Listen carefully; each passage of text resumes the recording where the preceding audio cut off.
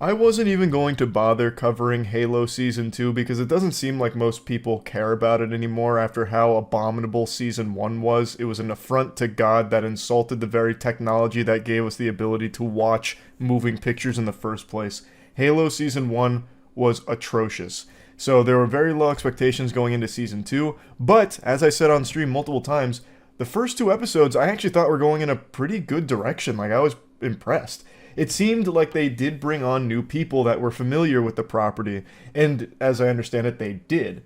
And you could kind of feel a little bit more passion being put behind this project. However, there were still the remnants from Season 1 that they couldn't just write out, so instead they had to kind of change trajectory with all of these, like, pieces that were grandfathered into Halo Season 2, and I liked what they were doing with characters that were previously super underwhelming. They were putting them in more interesting positions in the overarching story as opposed to these like snooze fest side plots that no one gave a fuck about.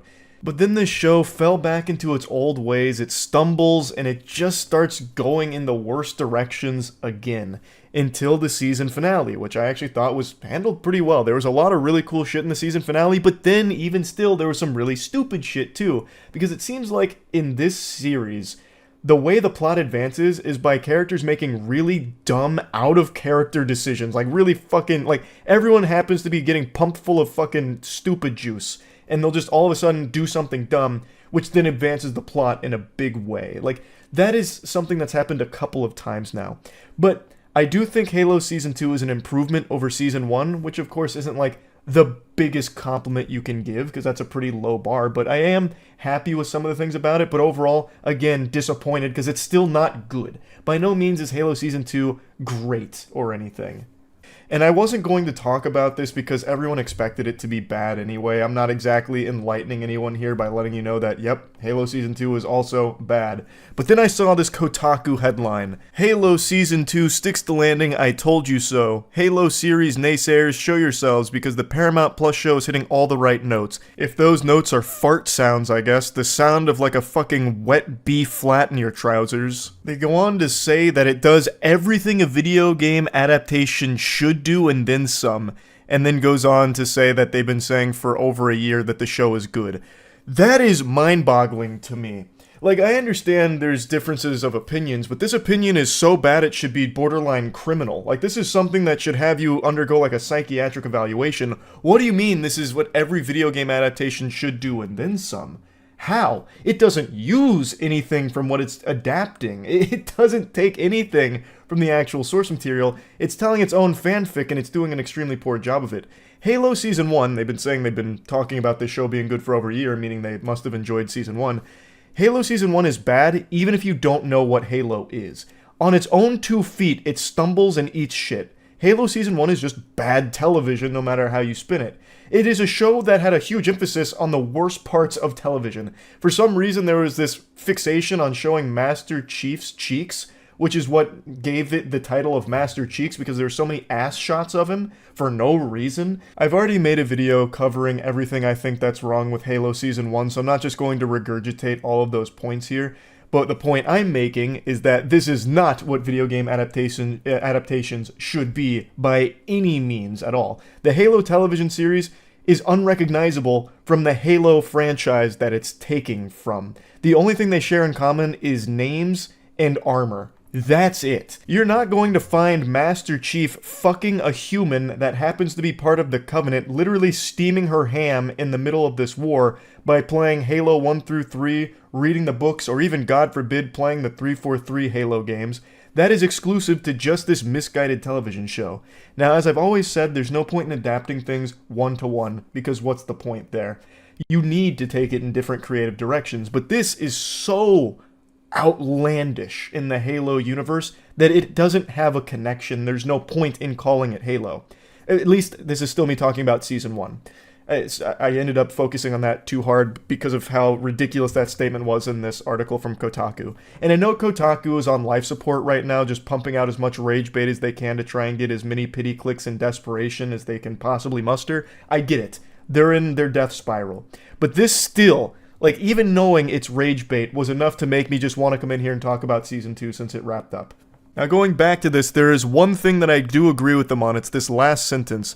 Action sequences felt tighter and better choreographed, emotional beats hit when they were supposed to, and the interwoven story threads made for incredibly watchable television. What I agree with from that statement is that last part. Watchable television. That's not the high compliment that the writer thinks it is. Calling something watchable is like the bare minimum. That's like the lowest possible thing you can say. That's like if you're getting bullied and the teacher makes the bully say something nice to you. Like, that is like the tiniest compliment you can give it. And that's what I can say about season 2, is that it is watchable, and I'd even agree that the action sequences are pretty tight and well choreographed. I do think the action, when it's present in Season 2, is pretty good and interesting.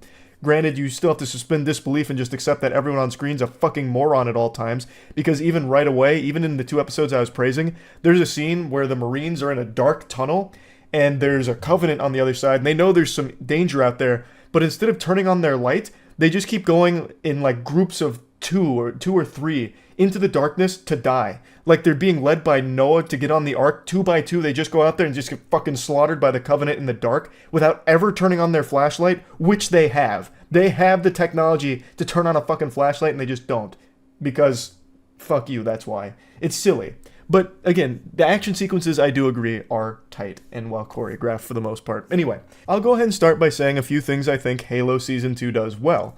And the biggest thing, the big standout here, is Ackerson. Ackerson is a villain that was present in Halo lore before Season 2, and he is played by an actor named Joseph Morgan, who is actually a fan of Halo. And you can feel it through his performance. He does a great job at being the villain. And I think he was a really helpful component of this season to bring in what he knew from Halo to his role. And that really helped elevate it. Ackerson was by far the best part of Season 2, hands down.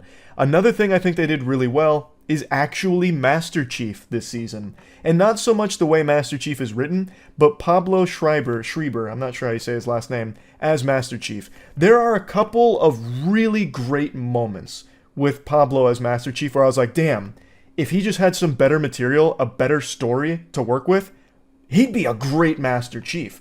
Like, I really bought into him as Master Chief in this season. I was like, damn, this could be the guy. Like, if we had a good Halo show, if we were in, like, the multiverse where there was a good Halo show, and Pablo was spearheading it, that shit would be a banger. I think he really does get it as Master Chief on what that role would require. I do think that in a Halo television show, you can't have him in the armor 100% of the time. In the first season, I was like, man, he should always be in the armor at least 99% of the time. But in Season 2, seeing Pablo as Master Chief out of the armor, I still got that from him. Every scene he was in, even without his armor, which is pretty much the entire show, he's only in his armor twice, pretty much. 3 times, actually, I think. And the rest of the time, he's spent just human being. He's just spent as John. And I still felt like, damn, that's the Master Chief. So he did a great job, really, of embodying that character, even outside of the armor. It's just such a shame that it feels like it comes in a losing effort here, because everything else around these 2 characters is just not good. I mentioned that Season 2 took some of the characters that had these really boring side quests that felt really insignificant to the plot, like Soren, like Quan, and it took these characters and put them into, like, the actual main juice here in Season 2. And I really appreciated that effort, but it didn't seem like they were able to commit to just actually having them as a front and center component of the story. Instead, they're still, like, off on their own little adventures half the time that you just don't care about when you look at the actual meat of this. The Covenant are about to get to the Halo ring. The humans are losing. Reach has fallen. Like, all of these really big things. And then you still have to go watch Quan see ghosts. You have to watch Soren and his wife try and locate their son. Like, that is so underwhelming when put against the big stuff. I'd rather those characters be brought in and contribute to the big stuff as opposed to just kind of being there and then still doing their side quests. Oh, I also did forget to mention one other thing I think they actually do really well. It is a huge spoiler though, so this is your spoiler warning. The Flood. I thought they crushed it with the Flood. I was shocked by how well they did the Flood here, so I won't get into any more detail than that. I won't dive like super deep into spoilers, but I actually thought they handled it really, really well. Impressed with that. But honestly, it actually makes me more upset that there were some good moments here and some like actually very impressive shots, because it showed what could be if the rest of the show could just follow suit. There are some elements here that work pretty well, more so in Season 2 than Season 1 had. Like I said, it is an improvement. And it showed that there is the real capacity to create a great Halo show. But it's just not this. I don't know if there's just too many cooks in the kitchen working on this show or what, but there are some wonderful shots here, and then there is some stinky shots here. There's some good writing here, like with Ackerson and even some of Master Chief's lines, and then there's some terrible writing here, like with some of Kai's lines, and I'm not going to get too deep into spoiler territory, but some other horrible writing choices. There's nonsensical plot holes that are present and never addressed. It's just such a mixed bag. It seems like there are people on board this team that get it and can deliver great Halo content on the television screen. But there's just too many other moving parts behind the scenes that overwhelm that and lead to what you ultimately get here, which is an unsatisfactory season of Halo yet again. Even with all this said, I do think with the finale of Season 2, if there is a Season 3 of Halo, it's actually in a good spot to pick up and be entertaining and actually be pretty solid. I think if there is a Season 3, if they can just dial in on what worked for Season 2 and take it from where the finale ends on their high notes, we might actually see the first good season of Halo. I don't know if there's going to be a Season 3 or not. I don't think it's fully confirmed. It's mainly still speculation right now. But yeah, I guess maybe I'm just being overly optimistic, but it's just there were some good moments here, and I just hate that it's still overall not good. Like, it's still bad. I don't think it's worth watching. Like, I don't think by any stretch of imagination Halo Season 2 redeems this show and it makes it worth the slog of getting through it. It's not. But Season 3 of this show could be decent with where it's at the moment. Anyway, though, maybe I'll get into like more spoiler heavy stuff about all of the things I dislike about Season 2 on stream or something, but I won't do it here because I know people don't like to hear spoilers and all of that during these things, so I'll just leave it there and I won't continue ranting about it anymore. That's really about it. So yeah. Madam Web is a movie a lot of people wrote off pretty quickly. The trailers are abominable. Let's not, beat around the bush here. And the press tour that Dakota Johnson went on, who was the lead for this film, was a real head-scratcher because she just openly seemed to despise the film with the way she talked about it. One of her interviews, she's like, yeah, I don't even know if the movie's good. And spoiler alert, turns out it wasn't. So maybe she really can see the future because she knew this one was a super stinker. This movie is a straight-up clunker. And this film was produced by some of the best in the business, Matt Sazama and Burke Sharpless. Those might not be household names, but I promise you're familiar with their work. Their resume is nothing but heaters. Dracula Untold, Last Witch Hunter, Gods of Egypt, Power Rangers, Morbius, and Madam Web. They are, without any exaggeration, undoubtedly the Kobe Bryant and Shaq of producing dog shit movies. They only write horrible garbage, and somehow they keep getting worse. Now, I wouldn't say this film is worse than Morbius, but I would say it's just as bad. It's not better, it is just exactly the same as Morbius in terms of how dog shitty it is. So it's really impressive that throughout this decade of Matt Sazama and Burke Sharpless working in Hollywood, they have somehow found a way to start awful and find new ways of getting worse at it, and then accidentally making the Power Rangers movie that was at least pretty decent. I didn't hate that one. But everything else, everyone hates for the most part. But anyway, with that out of the way, let's talk about Madam Web here. So, I'm not clairvoyant, but I think everyone's going to dislike this one because there's almost nothing to like about it. The actors and actresses in here, they really don't seem to try very hard at all, save for a couple of scenes, which I think probably were some of the first scenes that were shot when the script was different. As I understand it, this script went through a lot of changes from when Dakota signed on to what eventually got puked out onto the big screen here.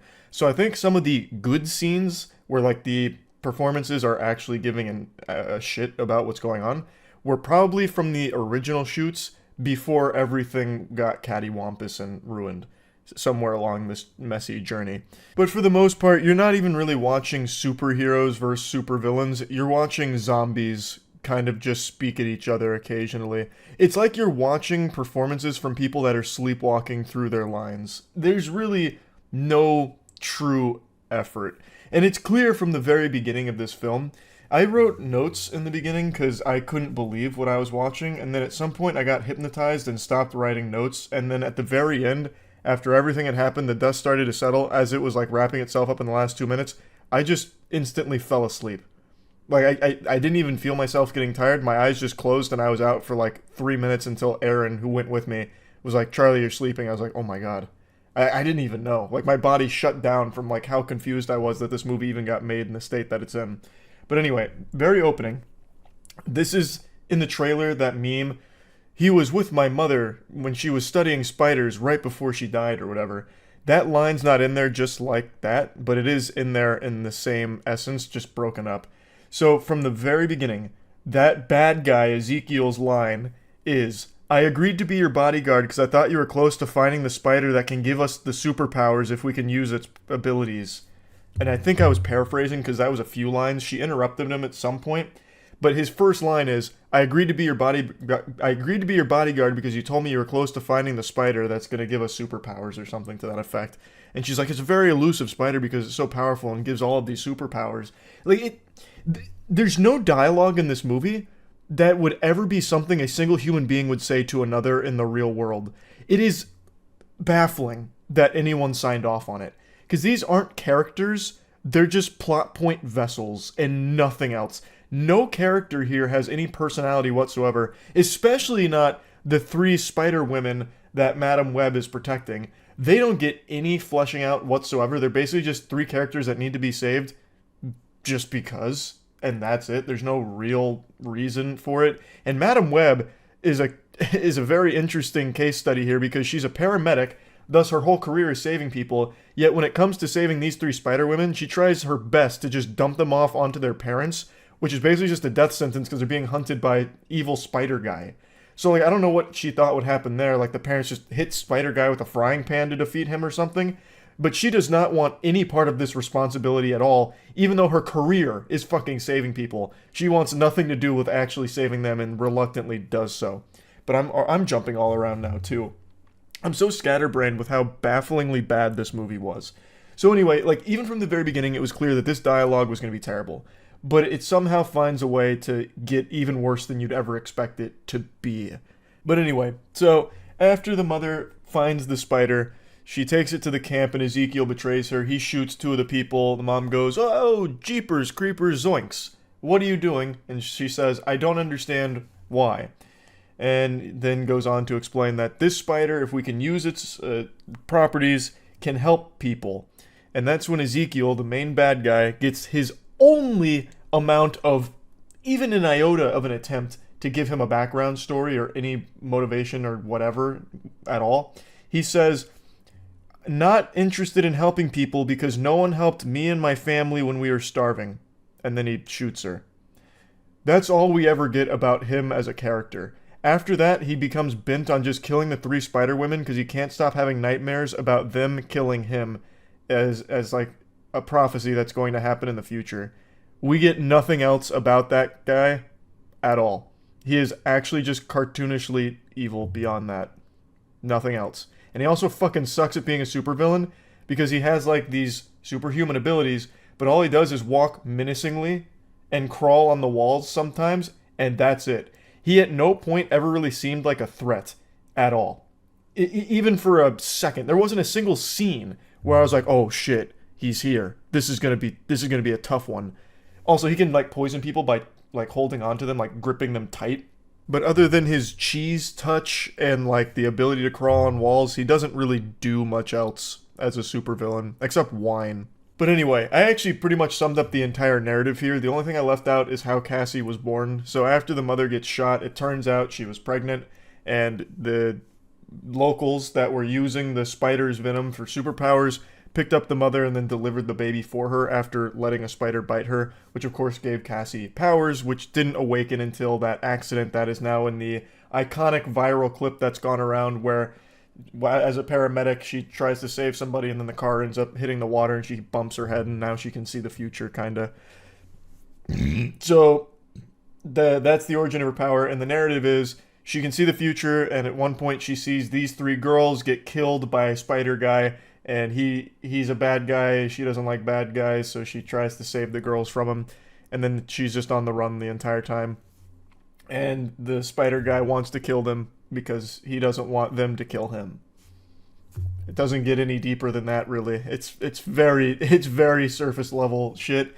And that's kind of the entire narrative in a nutshell, with tons and tons and tons of awful scenes that make no sense at all, but I'm not even going to bother breaking those down for you because who gives a fuck? They didn't give a fuck when making it, so why should you, the audience member? I will say, though, this film, for being a superhero film, has no action at all. In fact, none of the superheroes even fight the bad guy. And they don't even wear a costume or anything at all until the very, last scene of the movie. The only thing you get for, a superhero showdown is in Spider Guy's visions, where he sees the three Spider Women, beat him up and then toss him out of a window. And that's a 30-second scene. After that, they never actually fight him at all. What happens is, when he shows up, Cassie hits him with a taxi cab at one point, and then that stuns him. And then he shows up again 30 minutes later, and then Cassie hits him with an ambulance, which stuns him. That's the extent of their fighting. The climactic final showdown, he basically beats himself. So Cassie's using her visions of the future and kind of positioning him where he needs to be for the environment to take care of him, because the environment's going up in flames. They did set up some traps to a certain extent, and they kind of give him obstacles to go through, but it's not really fighting him. It's kind of like Amnesia when you're running away from the monster, basically. That's how their fights go with the evil villain, until eventually the environment beats him, and then he gets crushed by a giant sign. It sucks. It sucks. This isn't a superhero movie or anything at all. This is a fucking slop fest, is what it is. It's not entertaining. Morbius, I would actually argue, was more entertaining than Madame Web, and that is saying something. But again, I don't think Madame Web is necessarily worse than Morbius. I still think they're about equal in terms of their shittiness. Another thing that's painfully obvious is that this movie did its absolute best to erase any and all mention of Spider-Man or anything in that universe whatsoever, and tried to keep all of that as minimal as possible, and you could actually feel some cuts where things were just scrubbed. So I truly believe the original vision for this film was something entirely different, and what we got is just a mess. And I'd like to give you a scene that I think perfectly encapsulates just how much effort went into this movie, how much thought went into this movie at the end of the day. So while the three girls are hiding from Spider Guy, and I should explain, Spider Guy fucked an NSA woman and got her passcode to all of the cameras across the globe, so that way he could track down the three girls from his nightmares. So he uses that technology to basically transfer his mind's eye image of these three women and get them in the real world, and he used the NSA computers to access all the cameras to real-time find them with his assistant. So that's how he's able to keep finding them. And Cassie and the gang knew that. They knew they needed to avoid cameras, and they eventually decided to go with Ben, who's Cassie's friend, and keep the three girls there while Cassie's doing some research of her own. And that's working really well. The three girls are at Ben's place. Spider Guy can't find them, and that's all, great stuff. And then the woman staying with Ben has her water break, and she's about to give birth. So now they're rushing to get her to the hospital. And by they, I mean the entire kit and caboodle. The entire group, for some reason, decides to accompany Ben and the woman to the hospital. So all three girls now get in a car and take off down public roads and immediately get picked up by cameras, because fucking obviously they would. Why were they going with them to the hospital? I have no idea. They could have just stayed at the house, because that was clearly working. And I don't know if I didn't hear the reason why they went with them, or if they just didn't even bother because they didn't think anyone would be awake long enough to even get to that scene. I don't know. But they could have just stayed at the house and been completely safe and avoided conflict with Spider Guy if they had just stayed there. which would have been the logical thing too, because why does Ben want these 3 teenage girls accompanying them to the hospital in the first place for the birth here? There's no logic to it. Why would you just fucking stay there? Just stay there and wait. But anyway, they don't. That's just an example of how little thought even really went into the movie. I just don't see what the point of making it even was anymore. It doesn't tie into anything Spider-Verse related. It doesn't want to. It really doesn't want to. And it doesn't really want to try to stand on its own 2 legs either, so why make it? I don't get it. It's just another blemish on the record of this screenwriting duo that keeps making trash. I like, after seeing it, I'm just kind of at a loss for words for what they expected the response to this one to be, because I really can't imagine anyone sitting down and enjoying it. The biggest sin this movie commits is that it's boring.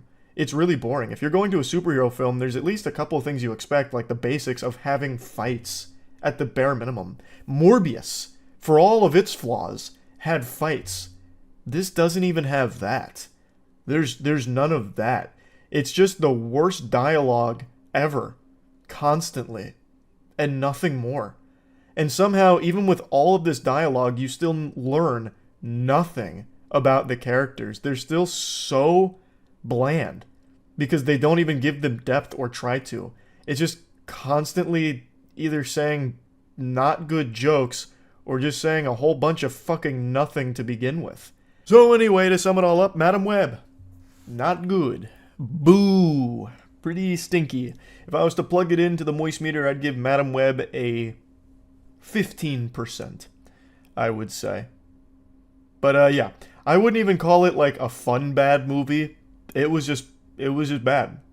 I don't know if this one's going to pop off with memes like Morbius did, because there's really nothing memeable about it other than really bad dialogue and nothing else. It's, yeah. But we'll see. Anyway, that's about it. So yeah. I actually got you with a classic prank. I wanted to mention one more thing. By the end of the film, Cassie finally, figures out how her powers work really well, and she immediately uses it to be annoying. So, at the end of the film, she ends up going blind to match her comic book counterpart, and she immediately starts seeing the future for everything. And the way she applies this is the 3 girls come over with some takeout food, and she's like, "Oh, thanks for the," and then lists the takeout food, and they're like, "How did you know that?" And she just smiles, "I saw it." And then she says, "Bless you," to one of them, and she goes, "What do you mean, bless you?" Achoo! Predicting her sneeze. So she's using it just to be annoying. That's so hype. I mean, amazing. I just had to mention that. Okay, now that's it. So yeah. I know it's a little early to call this, but I'm going to go ahead and put this in the books that I think we just got the worst movie that 2024 will experience. We basically got the Lord of the Rings Gollum for movies already this year. And I know I said something similar when Night Swim dropped a couple months ago, but I think Megamind 2 Doom Syndicate is much worse, and I'd like to explain why. It just dropped today, and I've already had the entire day ruined by watching it, so I wouldn't wish that curse upon my worst enemy. I know that's not shocking news, there's no one surprised to hear that this is horrible, but I was certainly surprised at just how atrocious it is. Just by giving it the old eyeball test, everyone who looked at any of the trailers or like the 6-minute sneak peek they gave could immediately recognize that they really brought their A game when making Megamind vs. the Doom Syndicate. And by A game, I mean ass game. This shit looks like turbo ass. Fuck me, it's an eyesore to watch.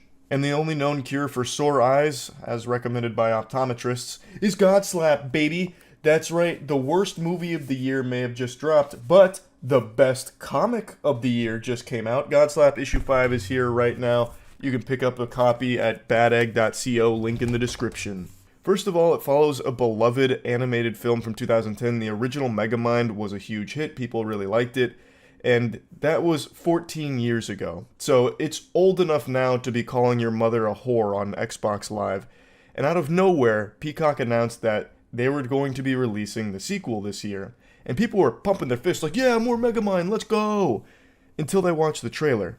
Immediately, you can see that the Megamind sequel looks significantly worse than the original. Not only does it look worse than the movie from 2010, it looks worse than the video games from 2010 that were just shovelware. The Megamind PlayStation game, which was legitimately just a quick cash grab because that was during the era where every movie had a subsequent game release, just to continue double dipping, double fisting into the consumer's pocketbook, it somehow looks worse than that game, which again was just a quick cash grab.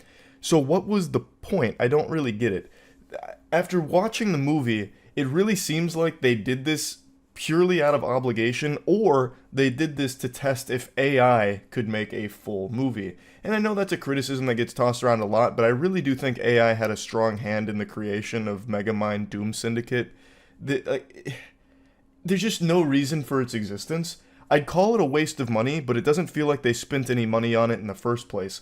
Like everyone could recognize from the trailer, it looks horrible. It's as cheaply made as possible. Jimmy Neutron is more visually appealing than this. I don't get why the fuck they'd make it to begin with. It's not like they even really had a story to tell either. It's as simple as it gets. Megamind's the hero now. The Doom Syndicate, they want him to be evil again, so he puts on this facade that he's evil and only pretending to be a hero. And it's just such a snooze fest. Like, nothing happens at all because they didn't want to animate anything at all. So even when you reach the end of the movie where they're having like the final showdown between Megamind and the Doom Syndicate, it looks like you're watching a scene out of the Butt Ugly Martians. They put no effort into any aspect of this. I thought maybe they were saving the budget for the final fight, but that was actually the worst animation for the entire film, surprisingly. So the final fight, it's basically one move for each member, and it defeats them. So, the hypnotist, he gets defeated because Megamind pours a little bit of concrete on him. The lady who's controlling the weather, shooting lightning, she gets defeated because he has her shoot the lightning, and it redirects at her, and it defeats her. And her defeat is a clip I'd really love to play because it is the perfect example of how lazy this shit is.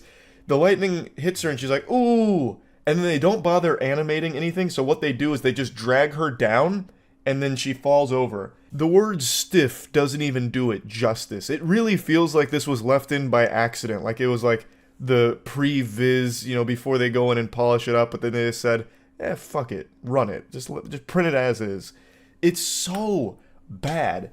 There's nothing in here that's even remotely interesting. The writing is just the safest, by-the-numbers, formulaic lines ever, non-stop puns out the wazoo, which really makes me feel like AI had a large role to play in it, because a lot of the puns feel like something ChatGPT would spit out if you're trying to do like a comedy night with it.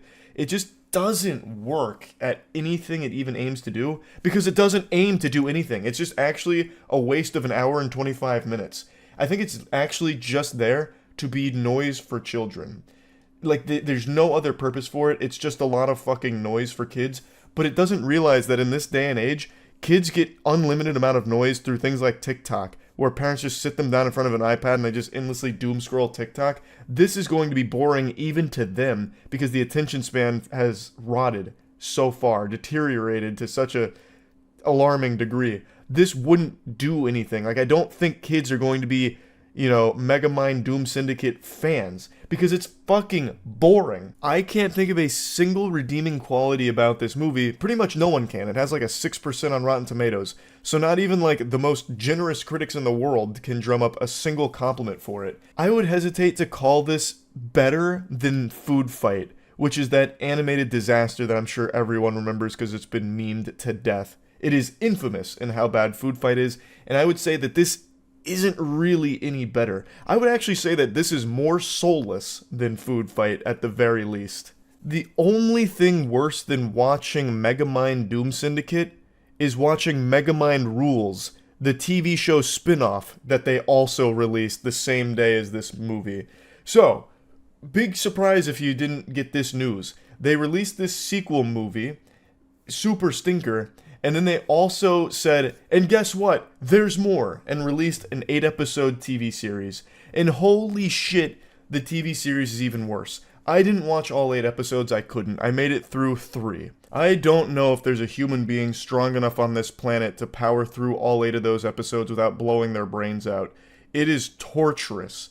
It's so insultingly bad. And yes, I get that this is made for kids, but that doesn't mean that it has to be unwatchably shitty. Avatar: The Last Airbender. The primary audience was made for kids, but anyone of all ages can appreciate it. A good show, even if it's aimed at a younger audience, can be appreciated and enjoyed by people of all ages. That's the sign of good, high-quality entertainment. This is definitely not that. I think they would have been better off just making a Megamind world in Fortnite custom games. It would have at least been a little more entertaining, I imagine, if you put little mini games in there or something. But watching the movie or the show here is just not worth it at all to anybody of any age, I imagine. Like I said, I don't see this being a hit with children because it's, at its core, boring. It's a nothing burger. There is nothing that happens in the show or movie at all. At most, what you'll get is Megamind firing his blaster, and that's it. There's really nothing else. The villains barely use their powers at all, really. I mean, they kinda do, but they only use it for, like, a single projectile each, mainly. It's just, it's so lame. I don't think anyone is going to like this at all. And I'm not saying the only way for this to have been successful is to have a ton of action or anything, but Jiminy Christmas, it certainly would have helped keep you awake when watching it. The writing is just so bad. Like, even, like, for a kid's show, it's bad. SpongeBob is a kid's show, and that has great writing. Like, it doesn't matter how old you are or anything. It has great writing if you're fucking 3 years old or 30 years old. Megamind, I don't think it's going to appeal to any age whatsoever. Like, if you put this on, if you put on Megamind rules while you are pregnant, even your fetus would be bothered by it. It'd start kicking and throwing a tantrum inside your belly. It'd be trying to find ways to strangle itself with the umbilical cord or something. Like, it is miserable. No one, I think, will like this. Megamind vs. Doom Syndicate sucks as a movie. Megamind Rules sucks as a show. It was a waste of time. A complete waste of time. So yeah, that's really about it. See ya. You all know how much I love horrible, bad movies, and I am just giddy with excitement right now to talk about a movie I just saw that I now consider to be the goofiest film ever made. I just got back from the theater from seeing Moonfall, which is Roland Emmerich's new disaster porn. He's the man behind, like, 2012, Day After Tomorrow, some classics. And with this bad boy, he has created the stinker masterpiece, a smelly magnum opus. This movie, I can't even believe actually exists. I saw it in IMAX because I don't like to just watch a bad movie. I want to feel a bad movie, and goddamn did I feel it deep in my ass. This was an absolutely wild ride from start to finish. If somebody asked me what the best movie ever made was, I'd say Moonfall. If someone asked me what the worst movie ever made was, I'd say Moonfall. I don't know whether to give Moonfall a 100% on the moist meter or a 0. This fucking thing was so beautifully awful in all of the perfect ways. I just can't describe it. It is the actual perfect storm of dog shit put into film. The movie was like 2 hours long, and I swear to God, it felt like 20 minutes. I was upset when this movie ended. I just wanted it to keep going and going. This movie could have ran 8 hours, and I wouldn't have complained if it kept up this intensity. It was an amazing experience. So, spoiler alert, I want to go into it. I really want to fucking peel apart these stinky cheeks and tell you all about this movie start to finish. And let me just go ahead and say, this movie had the audacity to try and hint at a universe, like a Moonfall extended universe, kind of like the Marvel or Star Wars universe they created. Moonfall did that towards the end, and I need a sequel. The human race deserves a sequel to Moonfall. So let's get into it. So the movie starts with our main character, Brian, played by Patrick Wilson, in space with our other extremely important character, I forgot her name already, but played by Halle Berry. That's another thing about this movie. I saw it with Andrew, and the second we left the theater, we couldn't remember a single one of the characters' names apart from, like, Brian and the cat's name, which was Fuzz Aldrin. So, like, that's another thing. Like, all the characters are super forgettable.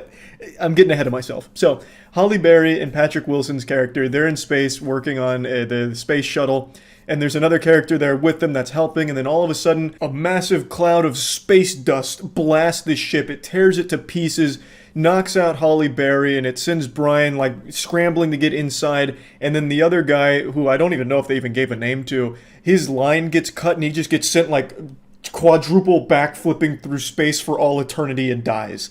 And then when they arrive back at Earth, they blame Brian for the whole event, despite there being camera footage of this space dust being the culprit, destroying the ship. They're blaming Brian. They're like, you are a disgrace. Your negligence caused the death of an astronaut and the destruction of so much money worth of, NASA parts. You're going off book now. Get out of NASA. So then he gets fired. His wife leaves him. His kid hates him. He's now like this drunkard who is really just scraping by and struggling. For some reason, the whole trial was public and he's insisting he was innocent. It was this very strange technological space dust that just fucking flew through like a fart. And he traced it back to a corner, like a quarter of the moon called like Mars Capri Sun or something. I already forgot the name of it. But no one believed him. Everyone mocked him. He got fired. His life ruined as a result.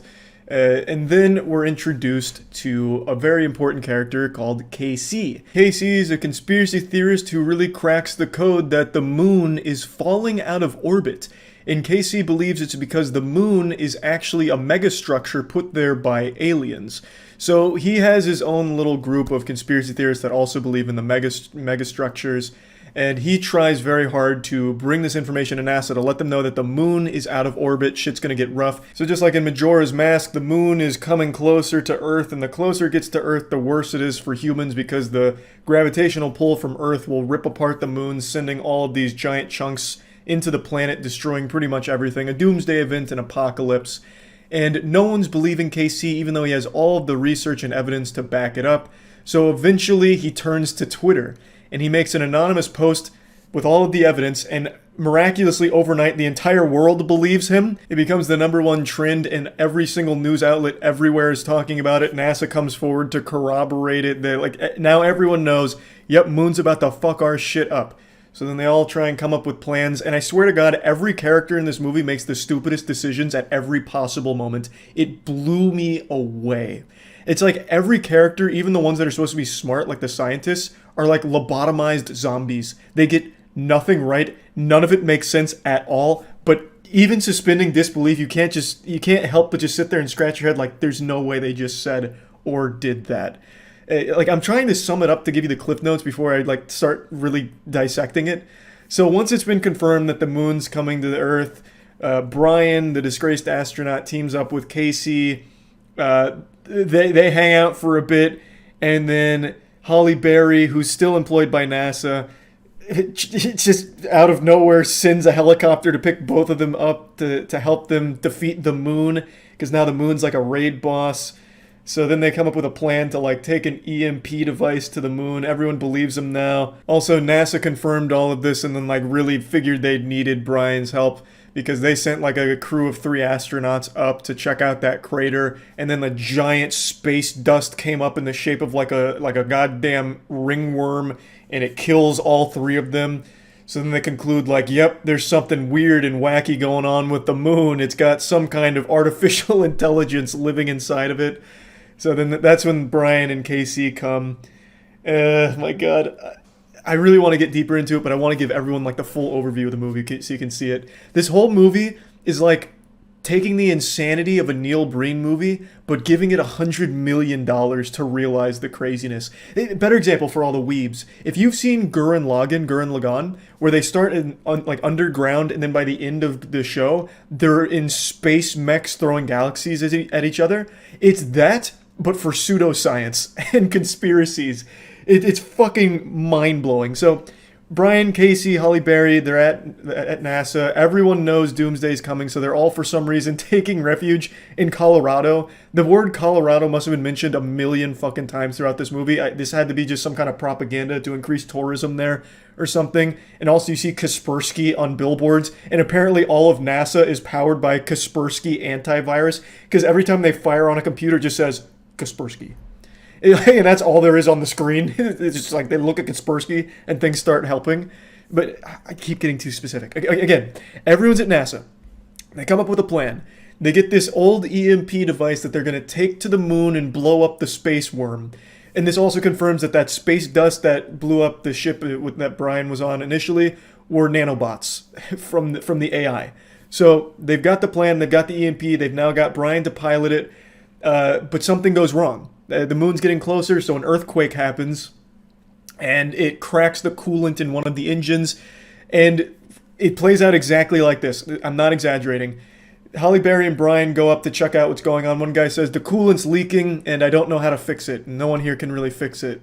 And she's like, are you sure? And he's like, yeah. And she's like, all right, well, that's the end of the mission. I guess everyone needs to go home. So every single person at NASA, except for Halle Berry, Casey, and Brian, as well as 2 other data analysts and a couple of military guys, all leave and abandon the Earth and just like, yep, I guess we just have to accept this is the apocalypse and there's nothing we can do. Just because one of the coolants was leaking a little bit, and then the solution, I shit you not, was we'll just fly without it. Apparently the entire time they could just fly without it because the moon was close enough, and Casey knew that and then relayed the information a little late to Halle Berry, and she just didn't bother to call anyone back. She's like, all right, well, I already told them they can leave. They can go. We can do it ourselves. So then we get our heroes strapping into the spaceship, ready to take on the moon, and as the moon's getting closer, it's causing gravitational disturbances, so there's water that's getting sucked up, and it's like giant waves of water that are just standing there. And those 2 like data analysts that stayed behind that I briefly mentioned, they get evacuated. They get into a helicopter with the military people because the waves are getting closer as the moon's passing over. And I can't even believe this fucking happened.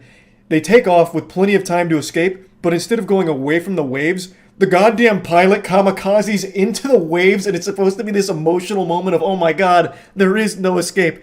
But like you can see, when the helicopter takes off, it could have just gone right, but instead inexplicably just goes left into the waves. And I'm missing so many impressive details. Brian's son, who hates him, went to jail. Brian got him out of jail. And for some reason, the military flew Brian's son here just to be in like the middle of the shitstorm. So Brian's son's there and then needs to take off in a car away from the facility as the waves are getting closer. But instead of taking off, he goes to a mountain and parks just to check out his dad's spaceship as the waves are getting closer. So the spaceship takes off, it's beating the waves, but his son and then Halle Berry's son is also with him, and then their babysitter are all just in this car, outside of this car watching. And then eventually the kid's like, all right, now it's time to probably go, as the waves are literally like bashing the bumper of the car. It's like, okay, we've had our fun. So then they engage on this high-speed chase against the moon, and then they eventually get hunted by people that are like scavenging for parts. Oh my god, it's so much. So everything on Earth's going to shit. The gravity's all fucked up. Halle Berry, Brian, and Casey are now heading towards the moon, and it turns out the AI that inhabits the moon is attracted to electronics, but only if there's organic life inside of it. So the EMP they brought is useless because the AI won't bite it. So they're using it like bait and trying to fish with it. But for some reason it needs to be inside of it. They don't explain why. The AI was circling it and like playing patty cake with the EMP, and they didn't blow it up for no reason. They just concluded that it needs to be inside. So they get the EMP back and go deeper in the moon, and it turns out the moon is actually a Dyson sphere built by aliens, confirming Casey's theory that also happens to grow potatoes inside of it for some reason. And it's a Dyson sphere encapsulating a white dwarf that it's using for its power source, and the AI is sapping the power from the white dwarf. And then the AI gets alerted to the crew that's in the spaceship that's flying around. And then a door opens in the Dyson sphere as the AI is tracking them, and it shuts, closing out the AI and then saving the crew. And then it turns out that the Dyson sphere wasn't built by just any aliens. It was built by ancient humans, and they communicate to Brian through celestial beams and flashbacks of his son talking to him, kind of like in Mass Effect 3 where the Reapers take on the body of a child. They did that for Brian in order to talk to him. It was a sentient AI being, like it was an AI construct for the Dyson sphere. It was built by humans that billions of years ago were spacefaring, hyper-advanced technological superstars, and eventually they created an AI that turned on them via kind of like Skynet, and it made all of them go extinct. But before their final extinction, they built giant moons that they would toss out to corners of the universe to try and remake humanity elsewhere. And this just happened to be the last surviving one, the only one the AI couldn't find until this movie. So that's the explanation there. Eventually, they upgrade the EMP, the AI construct on the moon, like turbocharges the EMP, then gets some defense systems going that just start shooting bullets at the AI, and then they're escaping the moon. Casey blasts open the hatch with himself inside because he says, an organic being needs to be with the technology in order for the AI to bite me. And he's like, oh my god, Casey's gonna die. Brian and Halle Berry are upset, and Casey's like, no, it's fine. So the AI starts eating him, and he's like, you underestimated us. Blows up the EMP. And then, Casey's dead. AI's gone now, so the moon is back. So then the moon leaves Earth, and now it's just this giant Dyson sphere that is now outside of Earth, and everyone's happy. Earth's super fucked. Everything flooded. Everything got absolutely destroyed, but there's still some people left, and now the moon's our friend again. And, yeah, that's not where it ends. So Casey didn't actually fully die. The AI construct on the moon installation actually copied his consciousness into their database, and now Casey has become the moon itself. And the last line is, we have work to do, which hints at expanding the universe and bringing all of the other AI that is still out there into the fold. And my god, I can't wait to see the sequel. I pray there is one, because this was amazing. I am not even doing this justice with my brief explanation. I need to get into the nitty-gritty of it to tell you just how fucking off the wall this shit was. So the billion-year-old humans, they basically just created Halo. They just stole Halo's plot for a little bit. The installations they made back then were Halo rings. They all lived on Halo rings. And the AI they made, for some reason, turned on them like Cortana. Almost in the same fashion. They deemed that humans weren't worth saving and that they were inferior to them, and just started wiping them out inexplicably. Like, this movie is fucking incredible. Like, the visuals were kind of cool. Like, you always like to see those big budget disaster visuals.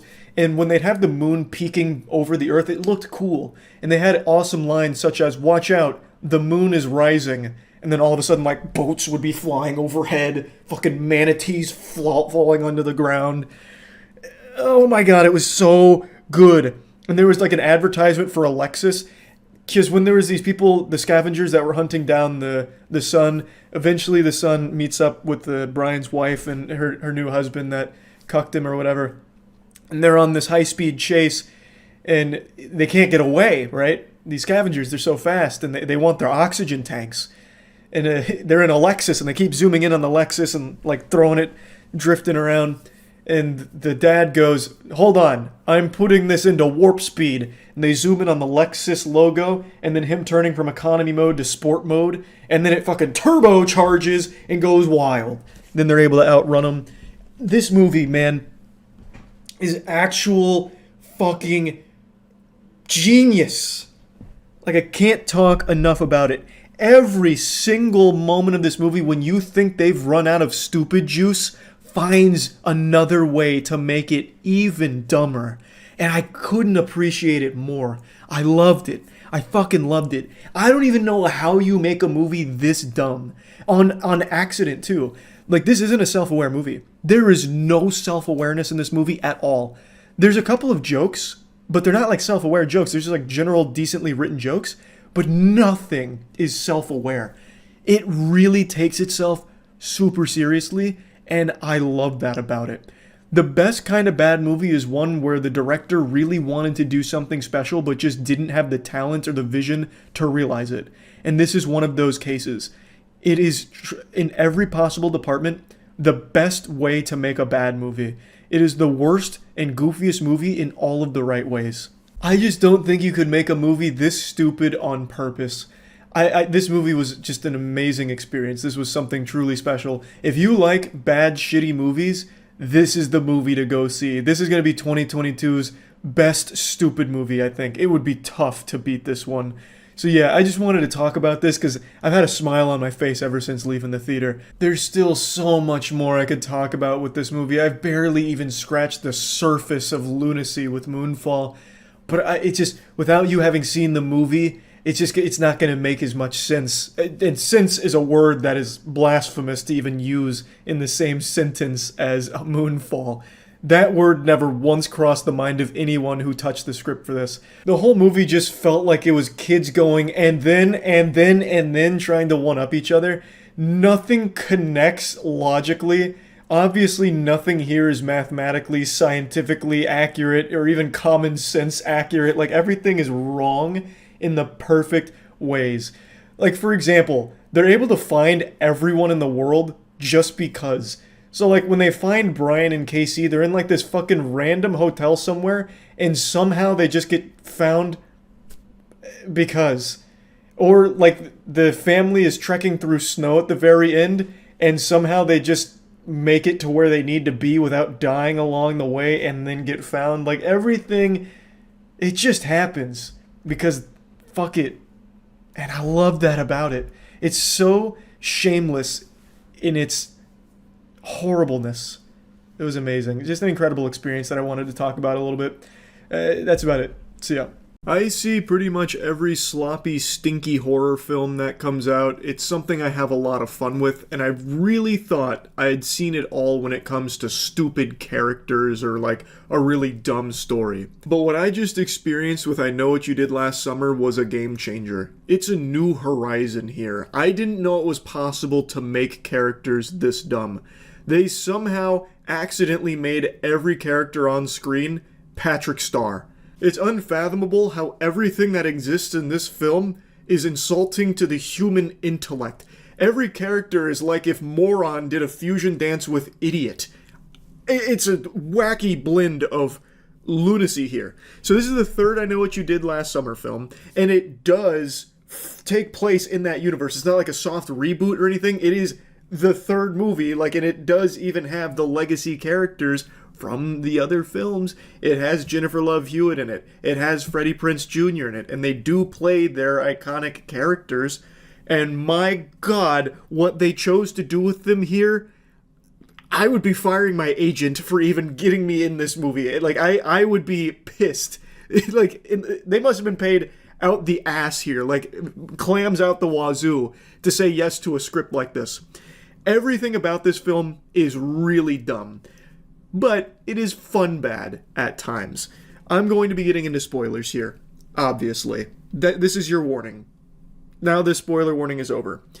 So I Know What You Did Last Summer. I'm sure most of you know they do something bad and then they're getting punished for the thing they did bad.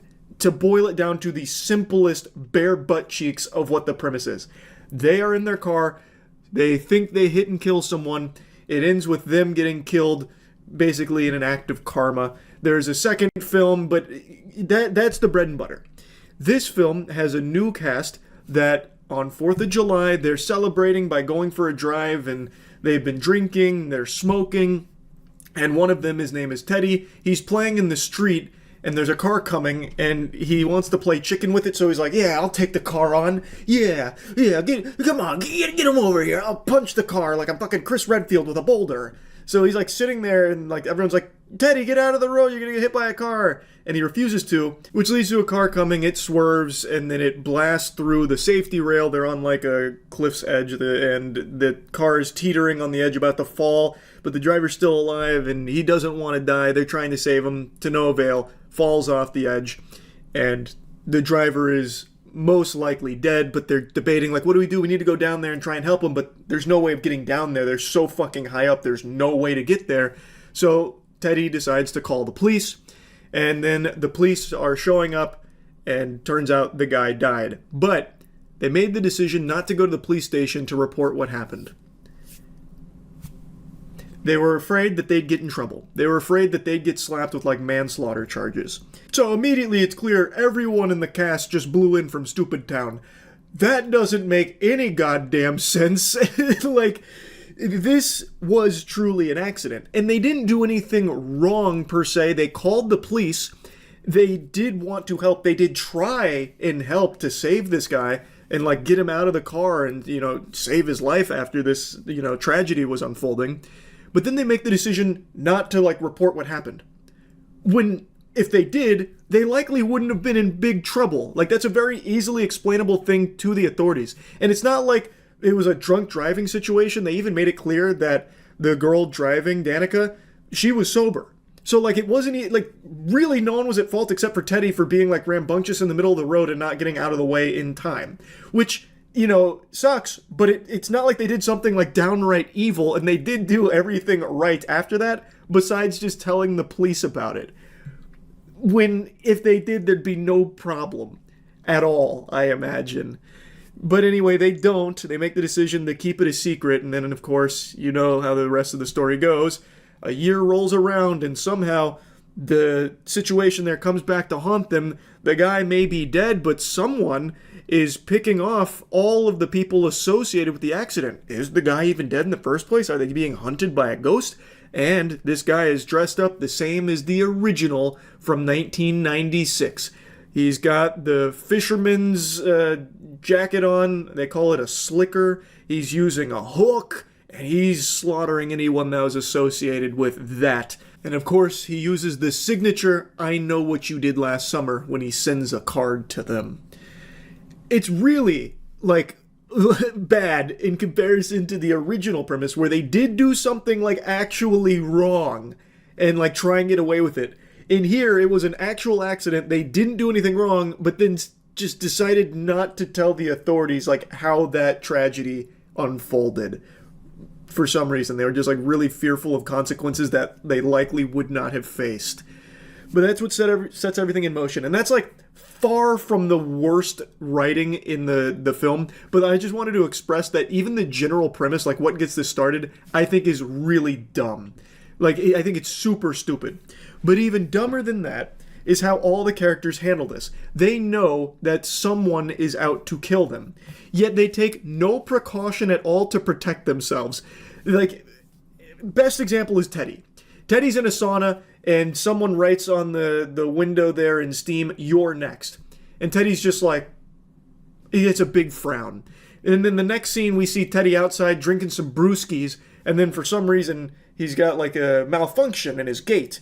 So he goes and tries to fix it, but he walks down this dark alleyway, knowing full well, this is right after the sauna, message, knowing full well that the killer is out to get him.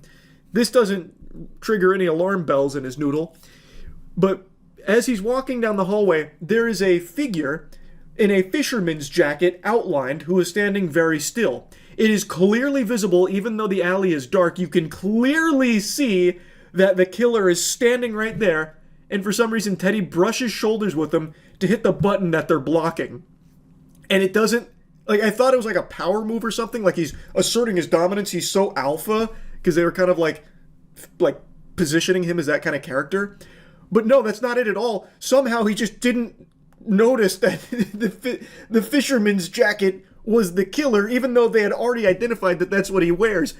And it's not like that's a normal thing for the hallway. Like, there's like a mannequin or something that was there that the killer was standing in front of. But there's no way you could possibly confuse the two, and it was clearly visible. But for some reason, he just goes and, like, I don't know, excuses himself next to this guy. Like, pardon me, sorry, I gotta hit this button.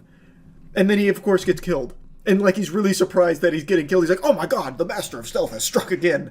Like, it's worse than the AI in an Assassin's Creed game. I could not believe that scene. At every possible step in this film, the characters make the worst decision possible. Another example, using Teddy and Danica. They're at a cemetery, they're investigating. The person that died, his name was Sam Cooper. Apparently, drug addict. He had no one close to him. His man is a phantom. But they find that he's got a tombstone. So they go to check it. It turns out there's some fresh flowers there. So they want to check the cameras to see who placed those flowers, because that'd be a pretty clear indication that someone was close to Sam Cooper and is killing them in an act of revenge because that accident led to Sam Cooper's death. Anyway, they're partnered up for safety, yet for some reason, when it comes to checking the camera, only Teddy goes to do that. Danica just shoos him away, and Teddy volunteers, to go check the cameras, knowing full well the killer is hot in their butthole. like at any moment could pop up and kill them. For some reason, they split up like that. And then, can you believe it? He shows up. The killer shows up, but luckily Teddy was able to save Danica before things got too hairy. It's so stupid. Like, why did you split up in the first place there, knowing full well that there is a killer on the loose just executing people? He's already killed 2 people. It's just unbelievable. And then they continue, like, for example, Danica's fiance got murdered by the killer. He wasn't at the scene or anything, but the killer is just, like, annihilating everyone even, like, remotely in the same vicinity as the core cast. So he kills the fiance, and yet she continues to stay in that same fucking house for the whole film. Not only her, but everyone goes to that house where that murder has taken place just fucking like a day ago. Like, the blood is still, like, on the walls. Like, it is still so fresh. His spirit is probably still haunting those walls, and you are using it as home base, a place the killer already clearly knows inside and out and has no problem getting to and killing. Why are you staying there? You, like, go to anywhere else. Go to the goddamn local Denny's and camp out, like, anywhere. What is the thought process here? And every time they go back to that house, somebody dies or gets close to it. It's so dumb. It's like, you can't, even if you took the actual statistically provable dumbest person alive right now on Earth, the actual jackpot lottery winning biggest moron, I think even they would make better decisions than anyone in this movie did. I could keep yapping about this and using other examples, and I just might, but I want to get to what I think is the most egregious demonstration of just disrespect to the franchise that you are adding to.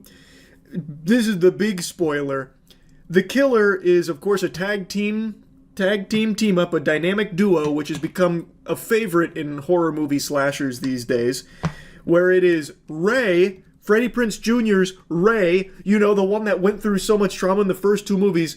It's Ray who's killing most of them, and then one of the characters in the cast, Stevie, who was there when Sam Cooper met their unfortunate demise from that accident. The motive behind this is Sam Cooper was actually Stevie's love interest. They were, like, really close. Like, they loved each other, and Sam was worried about Stevie on that night, so went to find her, but then that ended up in tragedy. And Ray made a promise to Stevie's parents that he'd look after her. So when he heard that the man she loved died because of that accident, Ray just snaps and decides, we're going to cook up this year-long revenge plan where we're going to murder all of your friends, and I guess anyone they even touch, because they now all got the cheese touch, anyone they touch, we're going to kill. In the same way that all of my friends were killed and has traumatized me for fucking 3 decades now. 2 movies worth. I'm going to help you do that. An actual, like, dog shit brain idea. Why would you do, like, the motive isn't even strong for either of these characters, by the way, because when Stevie is monologuing and she reveals to Danica and Danica and Ava that it's her that's been killing and says all that about Sam Cooper, when she's monologuing, Ava correctly points out that Stevie was also there at the scene that night and also decided to leave without telling the police and keep it a secret, which is, like, I think a checkmate. It's like, Ava's right, you did do that. Why are you now killing all of us when you are just as guilty? And her excuse was, well, I didn't know it was Sam Cooper at the time.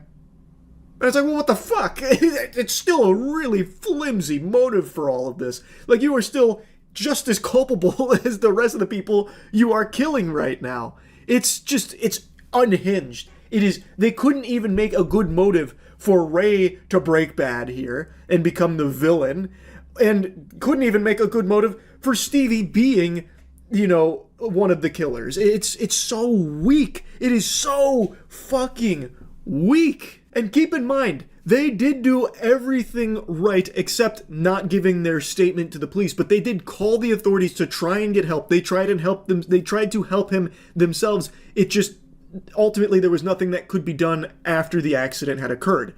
He was dead no matter what. Sam Cooper did not survive. Even if they did try and somehow, like, rappel down there and get to him, he was dead. So, like, Stevie, everything about this fucking movie is so stupid. I don't need to keep blabbering on about it, but it was crazy to me that they actually made Ray the killer. And what's even crazier is how predictable it was too. I was just really hoping I was wrong. You see, this film actually tells you who the killer is in the first like 15-ish minutes. Basically like the first or the second kill. They tell you who the killer is, but you as the viewer, someone who's maybe seen the previous two I Know What You Did Last Summer films, don't want to believe that because it's so dumb. But it turns out they really did just go like that stupid with it. In the first 15-20 minutes, they introduce this character. Her name is Tyler. And she has a true crime podcast, and she's in this area because she's doing a piece on the murders for the I Know What You Did Last Summer, OG, the 1997 murders. She's doing a piece on it, and she takes Ava to this place that is significant to that lore, and the killer strikes there. It's Ray. Ray is the killer there. And Ava kind of gets the best of him, slashes him with a knife, and then Ray, changes his focus to killing Tyler. Oh my god, you know what I just forgot to mention? Another one of Ray's main motivators that he himself says from his own fucking lips is that another big thing that made him want to do this is he didn't like how the history had been scrubbed because the rich people came in and they tried to erase the town's history with those murders because it wasn't appealing to investors in real estate. So they buried it and hid the truth. And Ray said he didn't want to be forgotten. Well, you know what would help you not be forgotten, Ray? Maybe if you didn't kill the podcaster who has apparently a very popular podcast about those murders, and she was there to make a piece on those murders, but for some reason he decides to kill her as well. So it's not even like a whole thing about revenge, and it's not even in line with what he wants to do about getting his name back out there so people don't forget the atrocities. It just doesn't make any sense. But anyway, I keep getting lost on tangents because it is actually that incomprehensibly stupid. I can't help but just fucking keep yapping about it. Anyway, as he's cornered Tyler, he gets her on the hook, and she rips off the top of the fisherman's cloak, and she says, "You." And the reason that's significant is because she has only encountered one person in this film outside of Ava, and we know it's not Ava because Ava was just attacked downstairs. And that person is Milo, who was another one of the cast that was at the scene with Sam Cooper, and I thought could be like a viable candidate to be this killer, like maybe there was some kind of hidden connection with Sam Cooper, but it's only Milo, and then of course, Ray. Also Julie, because Julie and Ray both survivors of the murders that she is covering on the podcast, but it can't be Julie because she is just not even in this area at all, and that's well established. So it has to be either Milo and Ray, but it can't be Milo because Milo dies not long after. It has to be Ray, and it's pretty clear it's Ray with the way she says "you." So they immediately let you know it's Ray, but it's so hard to come to terms with them going that direction that I refuse to believe it. I thought it was Milo, and I thought Milo was faking his death. Like, that's how much copium I was on, that this film wouldn't be that stupid, but it is actually that stupid. I am shocked at how bad the writing here is and how dumb all the characters are. Oh, another thing. It's not only an insult to Freddie Prinze Jr.'s character here with what they did with Ray, but Julie, Jennifer Love Hewitt, her character is useless here. She's brought in, and she doesn't really help at all when they go to her because obviously there's big similarities between what she went through and what they're going through, so they track her down. Ava goes to her and tells her what's happening, and she's like, okay, well, you need to kill him before he kills you. Well, she doesn't say it with like that directly, that blunt, but she says, you need to find who this is. No shit, Julie. Obviously, they need to find who it is. What kind of tactics are those? That's not helpful. Obviously, they need to do that. They were already in the process of doing that. And she doesn't offer anything beyond that, really. Like, she pops up here and there where she's kind of like on her own thinking about it, and then Ray goes to her place. They've had like a really rough split from the marriage, which is never really explored why, but apparently he's like repressed all the trauma and it like took a toll on the relationship or something. But he goes there and he says, Julie, like, you really shouldn't be telling them to do that. and then he leaves. And then at the end of the movie, somehow Julie figures it out because Ava tells her Stevie was the killer. And Julie's like, well, Stevie couldn't be working alone. So she Googles it and turns out Ray and Stevie work at the bar together. And thus she knew it had to be Ray working with Stevie to kill all of them in the similar fashion to what happened to them. She figures all that out, drives down there to confront them to try and save Ava because she knows Ava is there. But she shows up unarmed. She calls the police, sure, but the police aren't there. She shows up to the bar unarmed, not even knowing if Ava is alive. And then when Ray is monologuing, just fucking trauma dumping, exposition vomiting, Julie just stands there and still has nothing to do to try and protect Ava, who's already been stabbed. She doesn't have a gun. She doesn't have a baseball bat or anything at all. Why would someone like Julie, who's been through so much and now knows that this killer is about to harm Ava, whom she's grown to care about, why would she show up with nothing to do to try and defend Ava? That made no sense to me. It was so silly. The cops weren't even there or anything either, so she actually offered nothing other than maybe like a convenient distraction for someone else Ray could kill while Ava was already injured. And what ends up happening is Ava shoots Ray with a fucking harpoon and kills him. But like, it was so weird to me because why wouldn't she just be armed? In her home, it's shown that she takes her security very seriously. She's got like a bunch of cameras around. She's very attentive. But even there, she doesn't have any weapons. Like when there is like alerts on her phone, which ended up being Ray showing up, she didn't like pull out a gun or anything. She grabbed a pair of scissors. Why would she not be prepared for, something like this when she very much clearly cares about the security of herself as well as someone like Ava? It just didn't make sense to me why she wouldn't go there with like a plan. I don't know. Like everything about this film, they made every character so dumb. And not only that, I think there was like a bit of an identity crisis when writing this movie because it seemed like there were times where it wanted to break through with self-awareness and comedy. Like it tried to make like humor about some of the tropes. And what I mean by this is, for example, Danica's fiance dies. Well, in the next scene where they're at the police station, she's crying because her fucking husband was just murdered in her home and she walked in on the corpse that also had a message written in blood about not being able to escape the past. Well, now she's at the police station and she's making jokes. Like she's crying, but then she makes a joke where she's like, so does that mean I'm a widow now? And Ava's like, yeah, a hot widow. And she goes, the hot is implied. And it's like, what the fuck? After that, like it's like I think it's supposed to be traumatic, right? You would think, but if you want to like go for a comedy route, you can make that work with like playing everything off as a joke. But it doesn't. It only has like select scenes like that. Most of it is played off very, very seriously. Granted, they don't execute the seriousness very well just because everything is so flat and lackluster. But like, there's only a couple of random moments where like they use comedy at all. And it comes at the weirdest times. I don't really get it because it's not setting itself up to be like a comedic film at all. Like it's very far removed from that. But it just has these inexplicable lines where they like insert a joke during like the most tense situations and then immediately go back to playing it really straight. I don't understand. Very interesting tone there, I guess. And then at the end of the movie, this is something I imagine a lot of people will mention with the way the film ends, like after all is settled. The last lines of dialogue between Ava and Danica, they're the only two that survive. They're eating lunch after their stay in the hospital from the injuries they sustained. And Danica goes, OMG, I think you're like my soulmate. Or no, she doesn't say OMG. She says, Ava, I think you're my soulmate. And Ava says, I am your soulmate. And then she goes, Diva's up. And then makes a mention. This is actually in the movie. She says, Stevie's still alive. Stevie being the killer.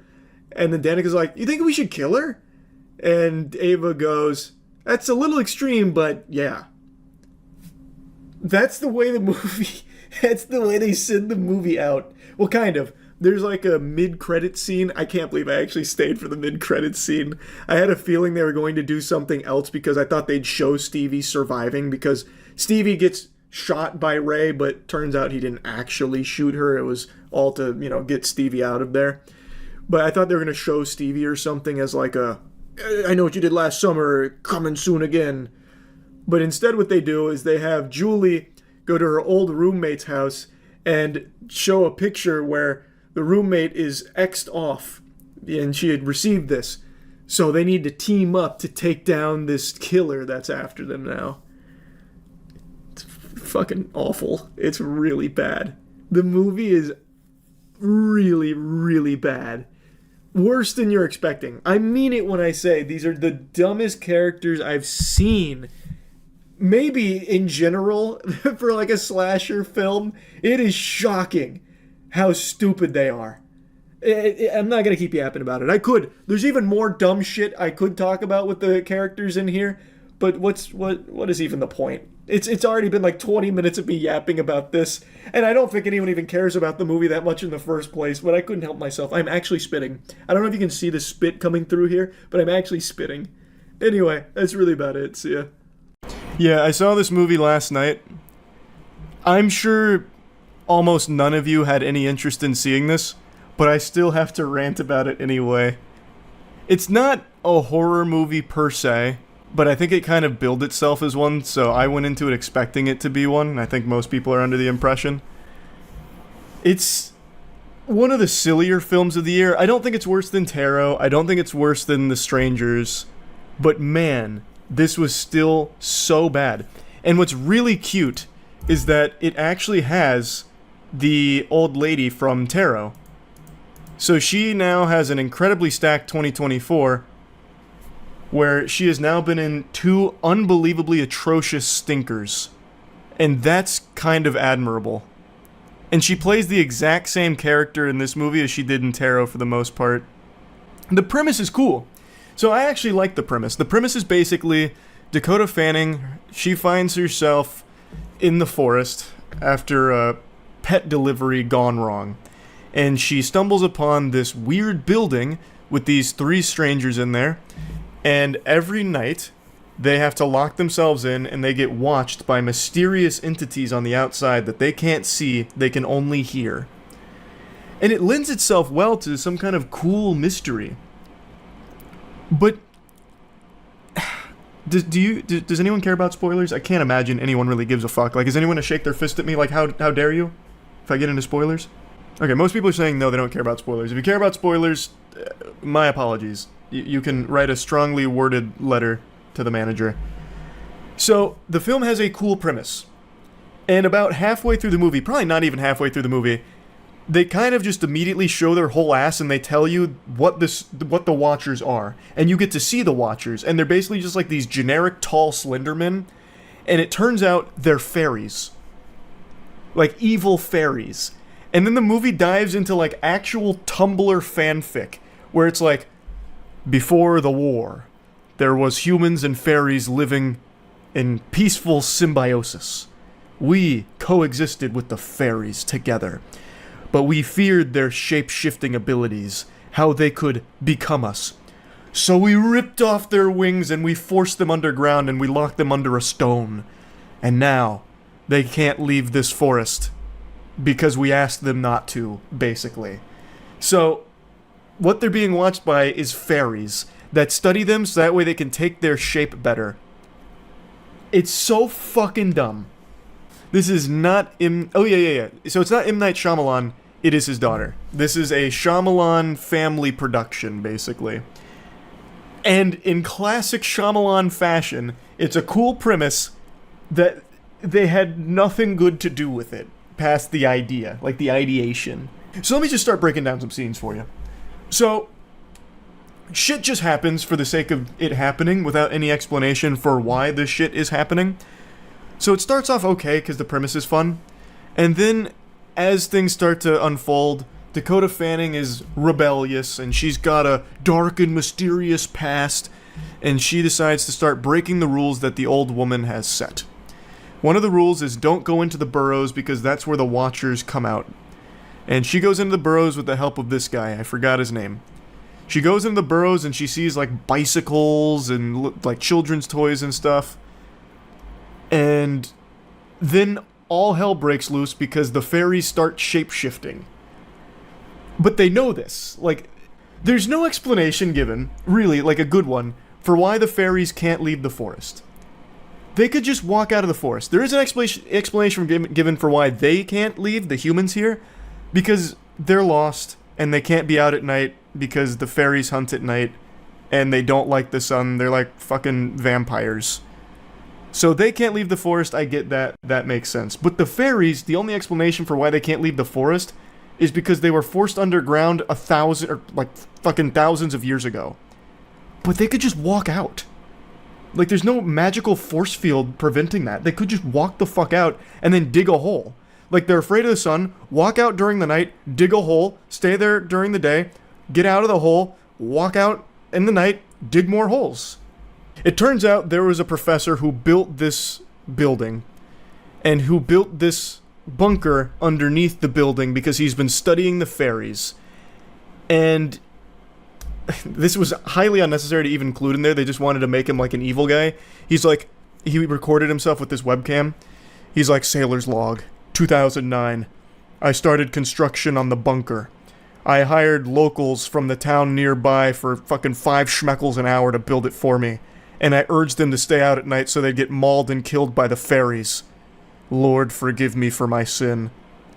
But it's like, brother, you didn't have to do that. Like, you didn't have to just have them die. Like, that's highly inefficient, because then you have to go get more workers every single time and recycle over their dead fucking corpses. Like, you would have to walk over so many bodies for that to happen. You could have just, like, had them do the work, and then had them go home before it gets dark out, and then have them come back. Like, you didn't need that. But it's things like that. Eventually he catches a fairy, and he's, like, training it like a pet. So they're watching these videos of him training the fairy, like learning from the fairy, and then randomly in his last entry he's like, I've got to kill it. I've got no choice. I'm going to take it behind the barn and I'm going to fucking shoot it in the heart. And then I'm going to shoot myself. For no fucking reason. It's like he spent like 100 days with this fairy in a cage, and then he's just like, you know what, I'm tired of playing with this toy. I'm going to kill it and then kill myself. So he does. Or so you think. So it turns out that fairy was actually a half fairy. Because thousands of years ago, fairies and humans used to fuck. And what happened is, they gave birth to halflings that live amongst us in secret. And that fairy that he captured was a halfling. One that could walk in the day. They called her the Daywalker. Her real name that she said was Arinthabuna or something. Arintha Rancor, Balrog, I don't remember. Something like that. But all of this is just like getting vomited at you all at once towards the end of the movie. It's just like an overwhelming amount of just nonsense.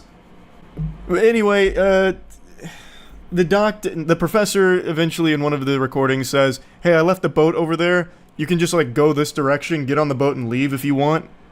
So they do. And while they're going there, keep in mind, they're fully aware that all of the fairies can change their shape into human beings. This fucking goober here, this absolute imbecile, as they're running towards the boat, he hears one of their friends in the forest and like struggling. He's like, John, help. I think his name is John. He's like, John, I need help. Please, please. And he's like, I'm coming. So he grabs the guy and turns out it's not John. So then he dies. And they take his shape. And then they sail into the town. And then, big plot twist, the old lady was a fairy the whole time. She was the halfling the professor kept as a pet. Because it turns out the professor had a wife. And the wife died. And the professor tried to train a halfling, or tried to train a fairy to shapeshift into his wife so he could keep fucking her. And that's who this is the whole time. It was a fairy. So like his whole thing was like, their shapeshifting abilities can bring anyone back from the dead. Which they can't. It's not resurrecting the dead. It's literally just cosplaying as the dead. It's LARPing as a dead person. So him having this galaxy brain scheme of bringing his wife back never had any water to it, like no salt, because his wife is still dead. You're then just, you have a puppet of your wife. That's it.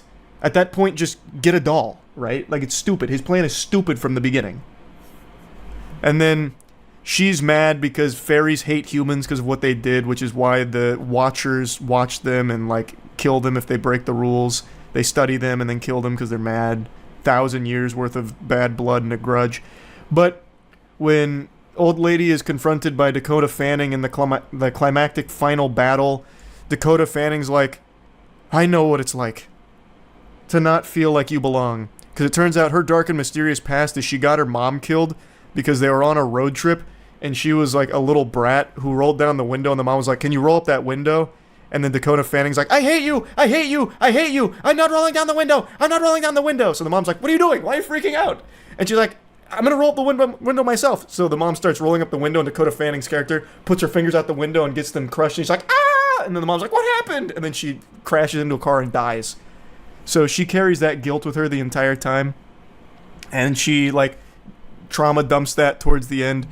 So then the halfling gets all of that information, and Dakota Fanning's like, the professor never told you? You're half human. And she's like, no, I can't be. I'm so conflicted. And then she's like suffering from the revelation that she's half human, half fairy, and then her wings pop out of her butt, and then she flies away. And now she's looking for more halflings. It's pretty fucking bad. It's pretty bad. But it's not nearly as bad as some of the other trash this year. But I like, there was multiple times where I did this, like I gestured this emote, because they were just making things up out of nowhere with no real payoff or build up to it. They're just like, oh yeah, end this. Oh yeah, end this. Because I said so. Should watch a bad movie in the sub Discord with everyone. That's kind of a fire idea. But yeah, I just wanted to share that because I saw this last night. I just had to relay the information. No, I really think the Shyamalan family has great ideas. This is a cool premise for a movie. What they need, what the Shyamalan family desperately needs, is somebody to flesh out their premise better than they can. That's what they need. Like, this movie could have probably slapped. We've all wasted money on something at some point in our lives. I know I'm guilty of that. I once spent $200 on a pocket trumpet that I never learned how to play, and then an additional, like, $150 on a theremin that I only tried to play a couple of times and never mastered. And these two items now just haunt my shelves in the closet. Big waste of money, and I do regret it. Of course, this is going to vary from person to person, but I can say with a high level of confidence you have not wasted as much money as Universal did for the rights to The Exorcist. 400 million clams in order to buy the rights for The Exorcist to make a trilogy out of it, and the first movie just dropped called Exorcist Believer. And I'm here to tell you after seeing it that this was the worst money ever spent. They blew their load with 400 mil and had nothing left over for writers, so they really relied on ChatGPT to scrap something together. This is laughable.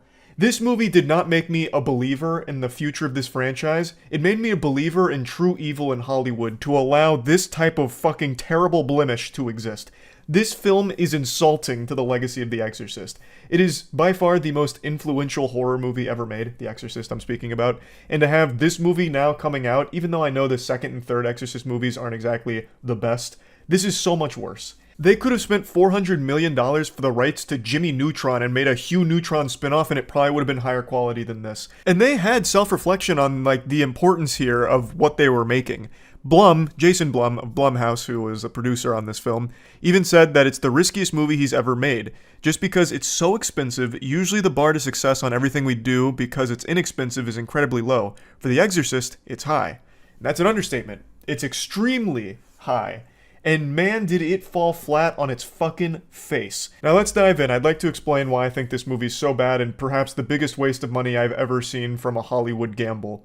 So, I'll go ahead and tell you there's two compliments I can give this movie. I'll start off with the good here before getting you with the knuckle sandwich with the bad. The good. It has an interesting premise. It has a couple of interesting ideas. And best of all, it's not that long, so it ends pretty quickly. That's, of course, relatively speaking, it's about 2 hours long, but by modern movie standards, that's pretty quick these days. Everything wants to be like 2.5, 3 hours all of a sudden, so at least this is refreshing that it's only 2. Those are the only compliments I give it, and one of them is just that it ends, so you can leave and forget that you ever watched it. The biggest sin this movie commits, though, is being a fucking snooze fest. It is just unforgivably boring. If I didn't drink some Gamer Supps before going to the theater, I probably would have fallen asleep there trying to stay awake through this one. So I'm going to shout out Gamer Supps, because big W from Gamer Supps here. I had some titty milk, which is one of their flavors, before going. I know if I just say titty milk cold turkey like that, you won't know what I'm talking about. It's not real breast milk, that's just one of the flavors Gamer Supps offers, and it's my personal favorite one. I highly recommend Gamer Supps. I fucking love it. If you want to get some free samples, you can click the link in the description below. It's completely free, not even a shipping cost. Gamer Supps will just send out a bunch of samples for you to try, and you will most likely enjoy them. And yeah, if you also just want to use my code, it's code MOIST at gamersupps.gg in order to get a discount on any of the items you might want to purchase. So big thanks to Gamer Supps. I am going to be getting into spoilers here, so this is your warning. I can't talk about what makes this movie so bad without some spoilers. Sorry in advance, but this is your warning. The film's plot. It follows a widower who has a daughter who really wants to meet her mother. And one day, after school, her and a friend go into the woods to perform a ritual to try and communicate with her mom. Obviously, things go south. It leads to a possession. And instead of one possession, one person being the victim of a demonic possession, it's both girls. They both become possessed. And I do think that's an interesting idea. Albeit, I don't think it's the most creative idea like some people are making it out to be. All it did was say, what if instead of one, there's two? What if we just... two of them! It's not exactly a galaxy brain scheme. It's just they added another character to be possessed. And then the other character, that's not the widower's daughter, is kind of an afterthought. In fact, her entire family is an afterthought. You probably won't even remember their names by the time the film's over, because they give them no time to develop, and they have nothing to do here except fucking endlessly whine. They're just these personality-less drones, like these forgettable side characters that pop up occasionally in Skyrim to say a few lines before going along their way all robotic, never to be seen again. That's that entire family. So it feels like, why even bother with two possessions if you're only going to focus on one of the families? It just doesn't make a ton of sense. I do think the dynamic of a double whammy possession could have worked well, and it does to a certain extent sometimes work decently here, if they had just given it more care. Like, there's definitely potential here that wasn't realized at all, really. But, like, there were a couple of decent moments with the two possessions, especially towards the end. I could see some glimmer of possibility with this idea. Aside from the lip syncing sometimes, it makes it very clear that it's dubbed. So if you've seen The Exorcist, if you've seen any fucking possession movie, you know how it goes. They'll have a demon voice coming out of the child's body, and in here, sometimes the lips don't match up with the words. So it really feels like a poorly dubbed Team 4-star moment sometimes. Like, how could you even let some of that slide? It's very obvious. Also, speaking of things without a purpose in this film, they brought back Ellen Burstyn from the original Exorcist, so it shows you that this is a direct sequel. And unfortunately, Ellen Burstyn has nothing to do here. They did her dirty. It's downright disrespectful because she has no role to play in this film. If you took her out, the entire film plays out exactly the same. Not a single iota of difference, whether she's here or not. It's purely as a, like, point at the screen cameo moment. Like, oh, I know her. That's it. Nothing else. It's pathetic, really. Like, it feels like it's misleading advertisement because she's in the trailer quite a bit, but she's not in the movie at all. So I already gave you the spoiler warning. All she does is serve as a brief side quest where Victor is trying everything to get his daughter back and out of the hands of the demon. He eventually finds her through, searching around. Victor then goes up to her, fills her in on the situation. We learn that she and her daughter Reagan aren't on good terms and she hasn't seen her daughter for a really long time. She agrees to help Victor and goes to one of the girls' houses, Catherine, and attempts to save her from the demonic presence. But in doing so, Catherine stabs both of her eyes. So now she's blind. And then that's it. We don't see her again until the very end. She exists solely in this film to get her eyes popped like bloody water balloons. And that's it. It just feels like such a waste to even have her here. This feels like a role they wrote before she had committed, so they wanted to make sure that if she said no to the role, it wouldn't change the outcome of the film, so they just gave her a throwaway role to play here, which is just it's super dumb. It really is. But I wanted to point that out because that really stood out to me. There's just so many characters in here that actually don't serve a purpose. Like, I don't know why they're even bothering to put them in the film in the first place. But anyway, her eyes getting stabbed is one of the very few times that something even happens in this movie. I mentioned that it's boring, but I mean it is turbo boring at times. It had me wishing I was back in college listening to a professor lecture me about the Krebs cycle. That would have been more entertaining than some of these sections of the film.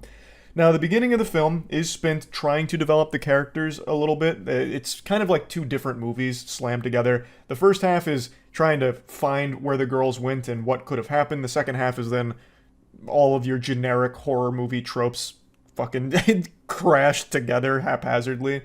And the first half I've seen get a lot of praise. You won't see it get any praise from me, though. I think everything it wanted to do in the first half was not done very well.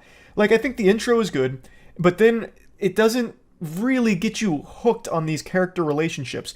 Victor and Angela only share brief exchange before Angela and Catherine go into the woods and go missing. And Catherine's family is basically just fucking ghosts here. You know, like, you barely even see them.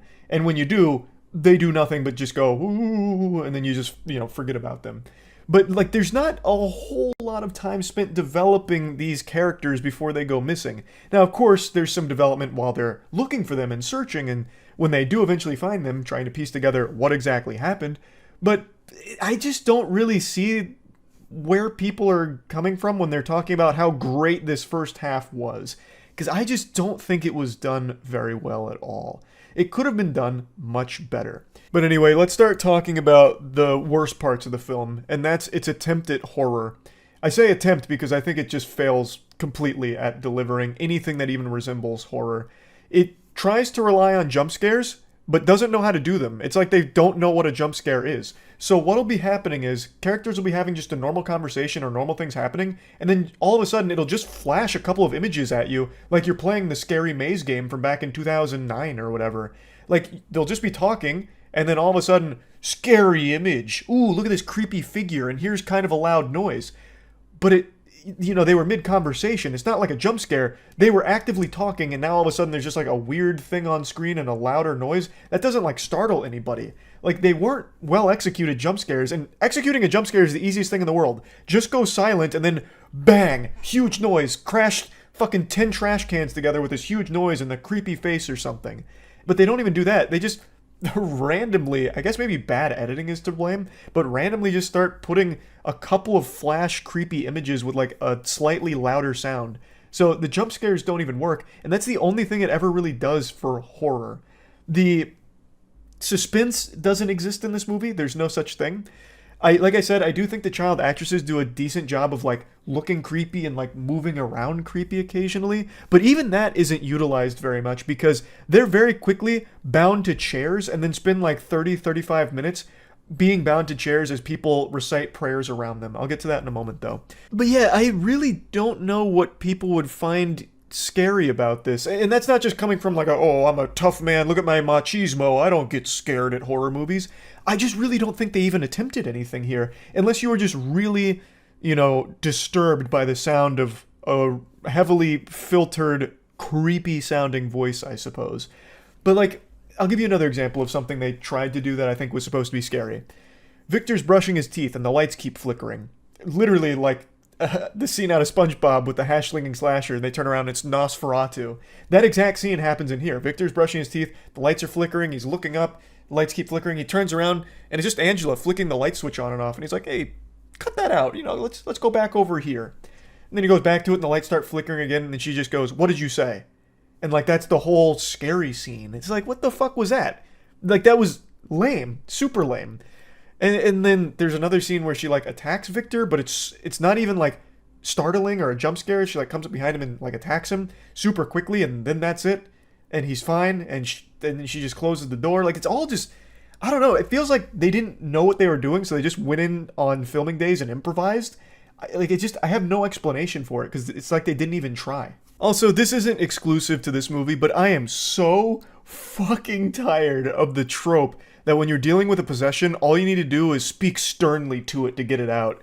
So, when Ellen does actually go and confront Catherine for a moment, her strategy is, hey, get out of there. Hey, quit goofing around. That body belongs to that child, Catherine, not you. Get out of there.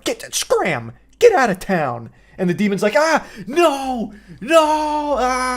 like struggling around and like falling and flopping like a fish out of water. It's like, what? Why does that work? Like, why is this doing anything at all? Unless it was also pranking her. But even still, that's so silly. It's so stupid. Like, she's not doing anything besides just speaking to it like a disappointed parent. Like, oh, come on now. Quit with this nonsense. Hey, come on. Like, it's just, the way that demons are fought in possession films, I think is just the goofiest shit ever. They've got to find other things to do to fight demonic possessions. Like just saying its name and it like vanishing and like screaming, it said my name! The human said my name! And then like burns back to hell is stupid. And then just them saying, hey, the Lord doesn't like what you're doing there, so get out of there. It's like, no! It sucks. It sucks. And I just needed to point that out. So let's just, I don't even know why I'm getting so into the weeds here. The movie just sucks. But let's just talk about the end here. Eventually, they tie both of the girls to some chairs and they're trying to perform a ritual with like a ton of different prayers, a ton of different belief systems that they're all throwing their way to try and get the demons to leave. Eventually, it's not working.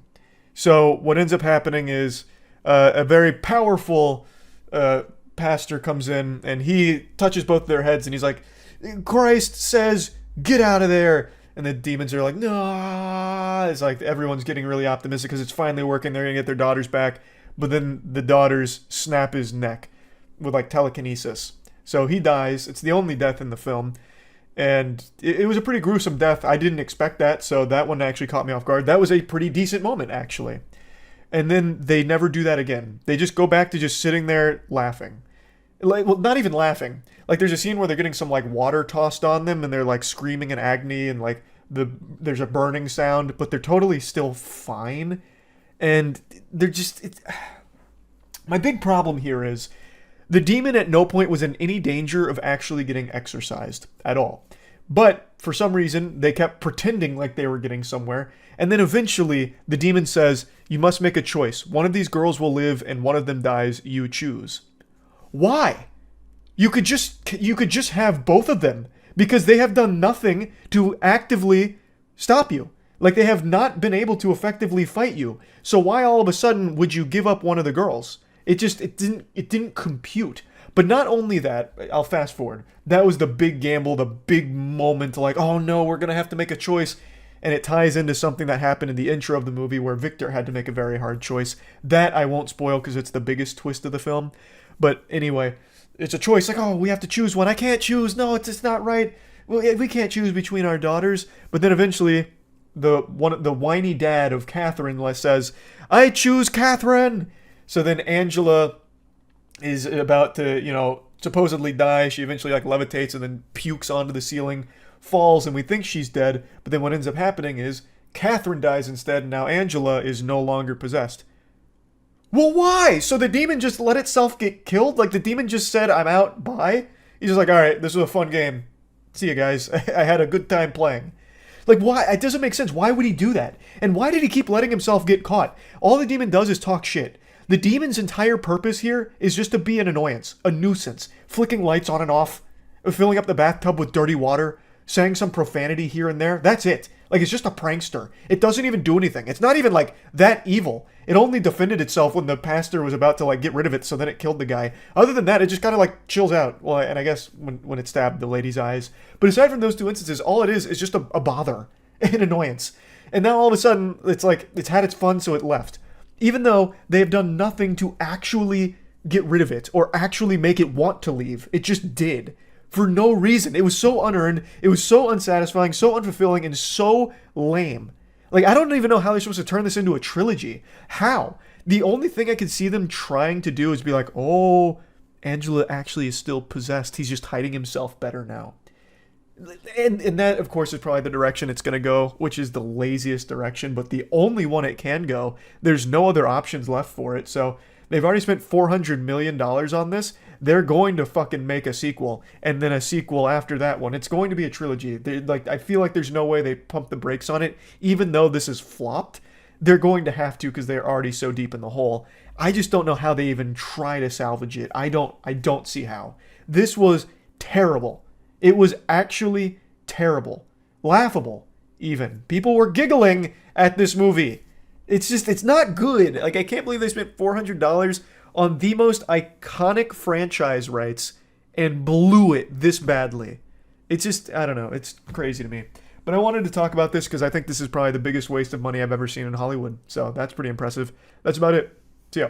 You've been hearing a ton of stories about how terrible the new Cats movie is, but I can assure you, it's worse than you're imagining. This movie is stinkier than two septic tanks colliding and erupting into a volcano of shit. It is a bad movie. I'm not going to put it on the moist meter. Normally I moist meter movies, but this is one I really want to get into because I genuinely cannot believe that this was put on the big screen with the cast that it has. It is nuts. I took a shit at the movie theater before the movie, which is very rare for me. I don't usually have to unload ass before a movie, but I couldn't hold it this time. And the process of the turd leaving my asshole and hitting the water was a more thrilling adventure than the entirety of the movie. It is just so boring and bad by all possible measures, and it doesn't take long to figure out that it doesn't look very good. If you watch any of the promotional material, you can see how bad the cats actually look, and in the full movie they're even worse because a lot of times the quality dips on some of the cats, so they look even worse. They look like fucking Lara Croft's polygon tits from the PS1 in their face. It's weird. It reminds me of the old Xbox 360 feature that they tried out for a little while where you could scan your face with a little webcam and then you could put it on your NBA character or your Rainbow Six Vegas character and it always looked like some type of car accident victim on your face. That's how the cats look in this. Their little CGI shit here, it looks terrible. And the cats move around really weird, so they're always on like all four, kind of prowling around, but then sometimes they'll stand up and start snapping and shit like this, which I guess is supposed to look like, you know, how cats move, but I've never seen a cat that moves like that. They fucking move around like zombies, like these drunk-ass zombies. It looks like Lego figurines that are being like snapped around and broken for a machinima. They move hauntingly. And I had to fight to stay awake in this movie because it was so genuinely boring where every song ended up sounding exactly the same and there's only singing. There's no like actual story or dialogue. There is a story, but there's no like actual dialogue to get it across. It's only expressed through song and dance, and all of the songs and dances are so similar that I was just falling asleep. But I didn't want to fall asleep because I didn't want to miss a second of this train wreck, and I knew if I fell asleep there I'd be having some absolutely horrible nightmares and I'd wake up fucking semi-chubbed and covered in piss or something, because it's horrifying. Everything looks terrible in this movie. It looks awful. A truly awful looking movie. And there's some really weird looking cats too. Like there's one called like Scrimble Skank, Scrimble Cat, who's like a railway cat, and he looks like Super Mario if Mario was a tap dancing stripper. The choices on these characters' looks is so disturbing throughout the entirety of this film. I just can't believe that people would sign up for this. I'd rather have my sex tape leaked than be caught acting in this movie. It'd be less embarrassing. Being put on the sex offenders registry would be easier to explain to friends and family than explaining your role in this film to them. It's just so embarrassing. And apparently the actors and actresses went to cat school for this. I can't even imagine what that kind of training dojo would look like. It must smell like shit, full of just like degenerate actions going on there. But apparently they went to cat school to learn how to act like cats, and it doesn't show. That training did not pay off. They autopiloted those courses, or those teachers, those senseis, just they don't know what they're teaching because nothing looks like cats in here. I could have acted in this as one of the cats, and it would have been right at home with what everyone else was doing. It was the most simple actions, like how a 4-year-old would act like a cat. It's not like they really showed that they had this kind of immense training in cat actions and the physiology of cats, method acting. It's just really garbage. And this movie has a story. It's not good, but it does have one, and there's only 2 plot points in it. I'm going to get into some spoilers now just to talk a little bit more in depth about what makes it bad aside from just the obvious stuff. The story is as follows. Spoiler. The cats are competing to ascend and be reborn. It's a competition among all these cats to be reborn, and the entire movie is bringing in new cats that have their own theme song and dance. So it's basically just WWE intros for all these new cats that come in that want to be reborn.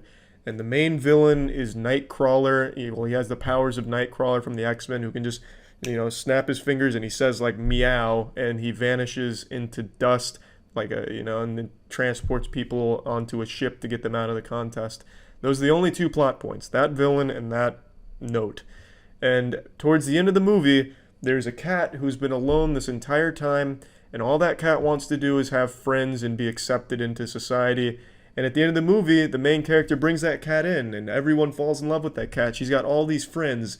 And then the main cat, Udo Thurnanobedin, I already forgot the goddamn name because the names are goddamn awful. It's impossible to remember them. But the main cat that's choosing who ascends decides that that cat should ascend. So how does she ascend and get reborn? Well, naturally, they send him away on a goddamn air balloon suicide mission. So this cat that just wanted friends this entire time finally gets all of her friends. She's in this club now. She's part of the family. Is chosen to ascend on a fucking suicide run.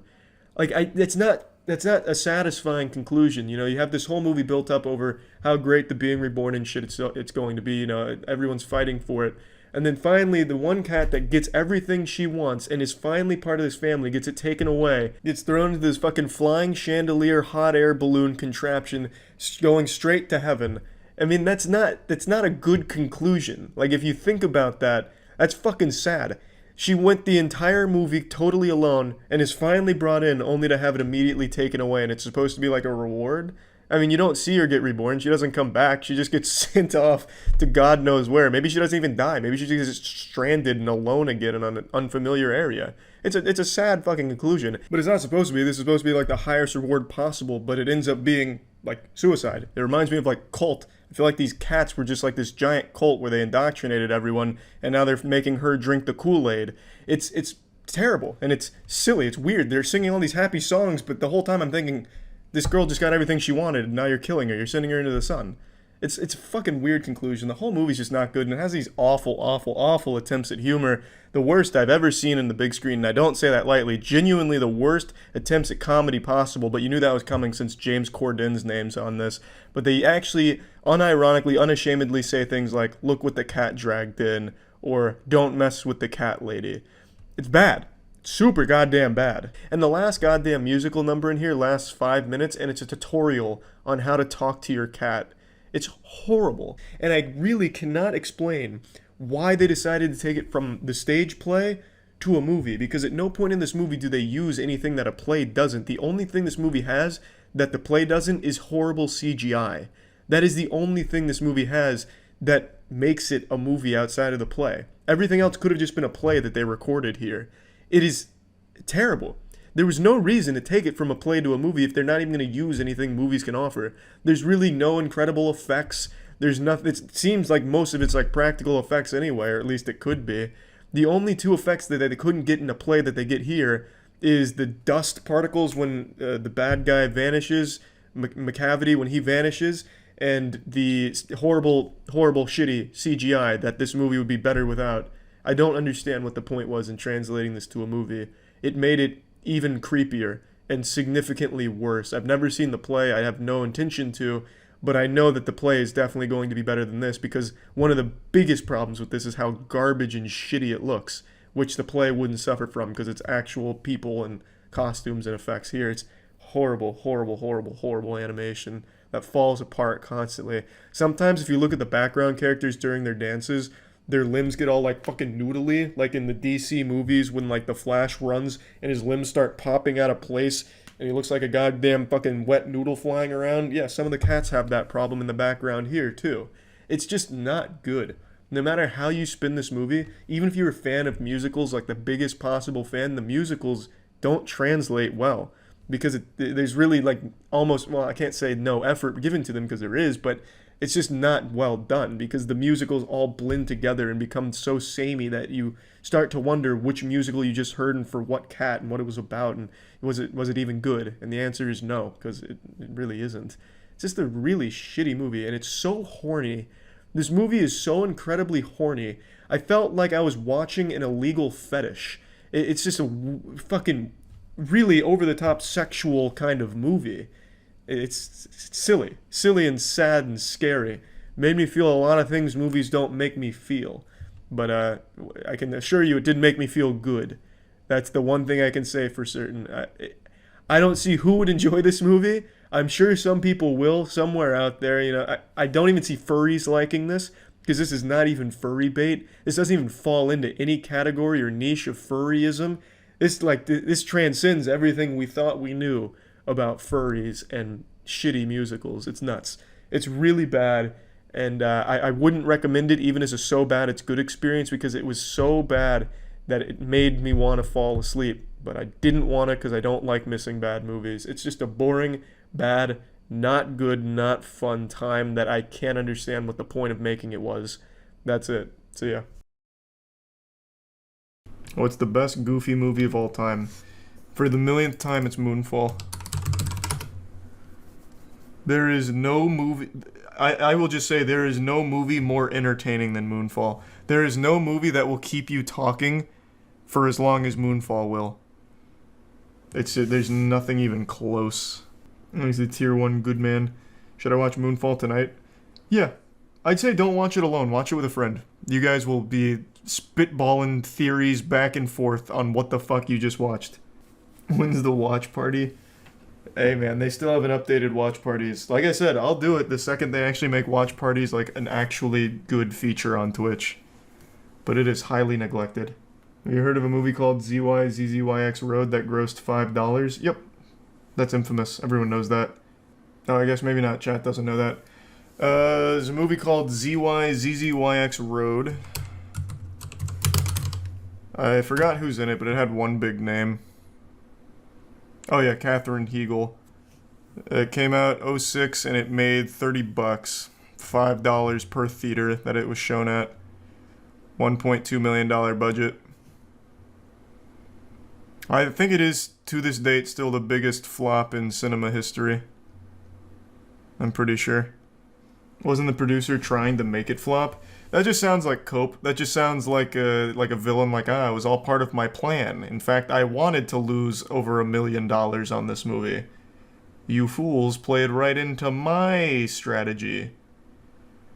I think what actually happened is just nobody wanted to see it. It's a terrible name. ZYZZYX Road? It's a stupid name. The trailer's trash. Oh, here, I see. It's shown once a day at noon at Highland Park Theater in one auditorium rented by the producers for $1,000. The limited release was deliberate. Grillo was uninterested in releasing the film domestically until it underwent foreign distribution, but the film needed to fulfill the U.S. release obligation required by Screen Actors Guild for low-budget films. Budget's less than 2.5 mil. The strategy had the side effect of making it, at the time, the lowest-grossing film in history, earned $30 at the box office from 6 patrons paying $5 each. And he even refunded 2 tickets because the makeup artist saw it with a friend. It's still not the biggest financial loss. It is the lowest opening box office. I don't think there's any box office performance lower than $30. Not for a budget over $1 million. But yeah, if we're talking relative flops, it's not the biggest by far. Worst $5 they ever spent. Disagreed. All 6 of these people are now part of history. Remember that Kevin Spacey movie that only made $600 in its opening weekend, Billionaire Boys Club? True. Here, let's just look up the biggest flops. Waterworld's notorious. Here, let's do the estimated loss. Wait, estimated loss for one of these movies was $88. The production budget was $46 and it made $8. So how did they lose 88? They never even saw 88. Oh, millions! Oh my god, millions. I thought this was just dealing with low-budget films. I should have looked up 47 Ronins here. That's the Keanu Reeves movie. Oh, Jesus Christ. I was like, oh, so they're counting indie movies. Never heard of the Baron of Munchausen, whatever that is. Oh, Marsney's Moms. I remember this. I never saw it, but I remember the trailers. Mars Needs Moms. Eat that. You're not gonna make me eat it now, are you? There's no good thing to say. This looks great. I'm sorry. Mom?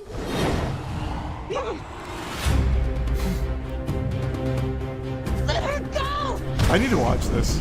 I still need to watch Norm of the North as well. I'm in a spaceship.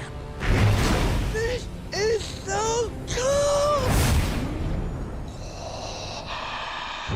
Use the Polar Express technology. Okay. I'm just messing with you. Welcome to Mars. My name is Gribble. This is Two Cats. What's your handle? Milo. How about I call you my bro? Check it. Wow. What is going on? Damn, this is killing it. Mars need. That's pretty hype. I've heard of Tomorrowland. I saw this movie in theater opening day. I went to a church. There was a church near my old apartment that would play movies. They'd have like one movie per auditorium. They had like 4 auditoriums, but you could see the movie for like $3. So I saw this opening day with Andrew, and this is still his most hated movie of all time, I believe. He was so offended at how trash this movie was. I'd never seen him so upset. I even think he went home and made a whole video about it on his channel. Ooh, Turning Red flopped. Twitter was in a frenzy about this movie. $175 million budget and only a $20 million box office? Holy shit. Whoa, that can't be right. What? No. Oh, it was straight to Disney Plus. Oh. Okay. That makes a little bit more sense. This is probably what scared them off of doing more straight to streaming videos or movies. Like theatrical release plus streaming. This right here probably scared them. Good lord. This looks awful. Let me see.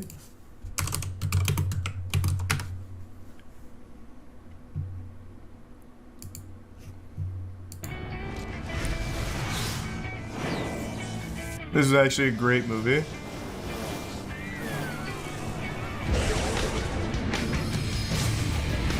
Whoa! That's Matt Damon? No. Take me. Yeah. This looks cool. I'm just watching an AMV.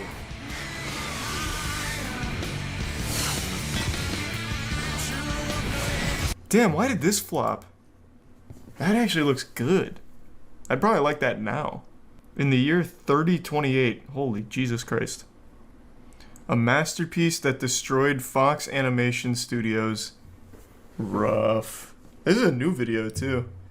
He also must have been going through the biggest flops of all time and caught Titan AE caught his attention. Mulan, yeah, that deserved a flop. This movie was so bad. $200 million budget with $70 million box office. That sounds beautiful. That's great news. This movie was terrible. Man, Disney's got some of the most prolific flops on here. Pluto Nash! Let's go! I used to like this movie as a kid. Ah! A $100 million budget and a modest $7 million box office. Wow. Man, we don't have any Pluto Nash fans out here? Eddie Murphy. Oh, this is so early 2000s. Pluto Nash. It is a pleasure to meet me. The battle between Pretty Evil Let's get it right this time. and Pretty Pluto Nash was better than John Carter. Look at me. Yeah, maybe. Well, we were thinking a little more. You married twins, huh? No, they're not twins. I met the perfect woman and then I had her clone. Which one's which? Damn, I don't remember this movie at all. The Adventures of Pluto Nash.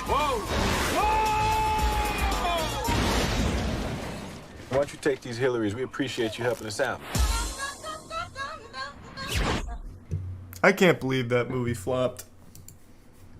That's a pretty big flop too. 100 mil to 7 mil. Yuck. Final Fantasy. What? What is this? The Spirits Within. You're telling me they made a $137 million Final Fantasy movie and I'd never heard of it? What the fuck? No, I never even heard of this. Always the same. So is it just an original story?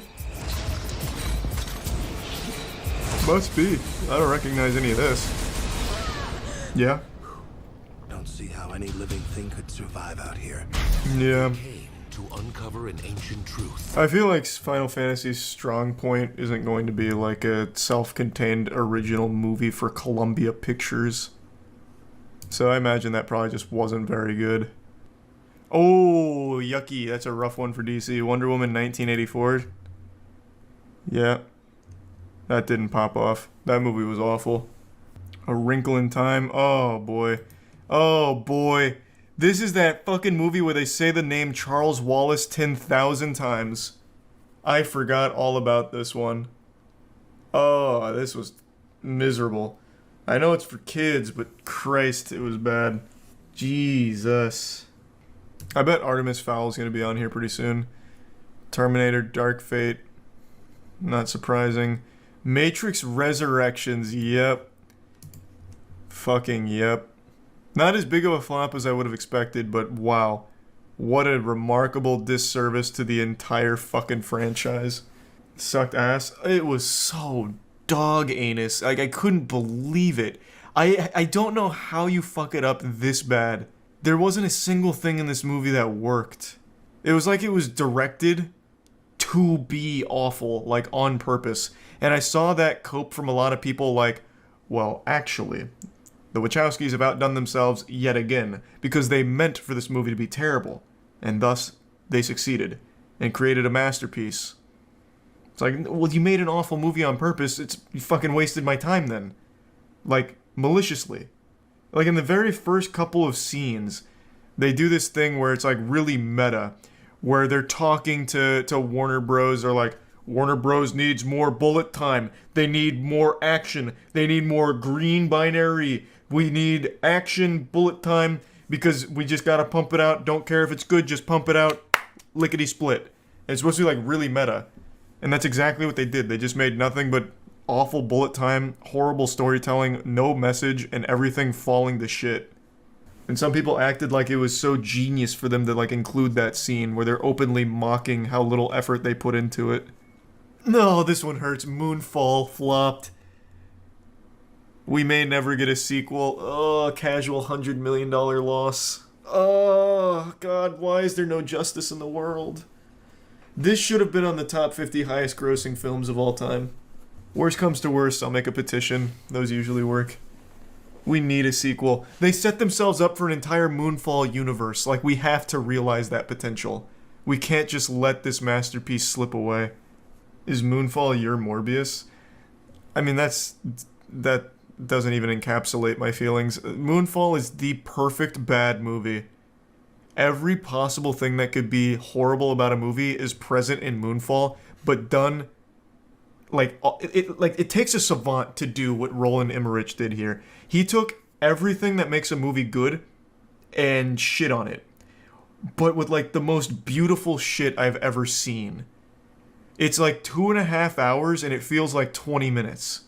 You go on like the most amazing ride through delusion. I just don't know how to explain it. It's such a beautifully awful movie. Oh, I used to love this movie.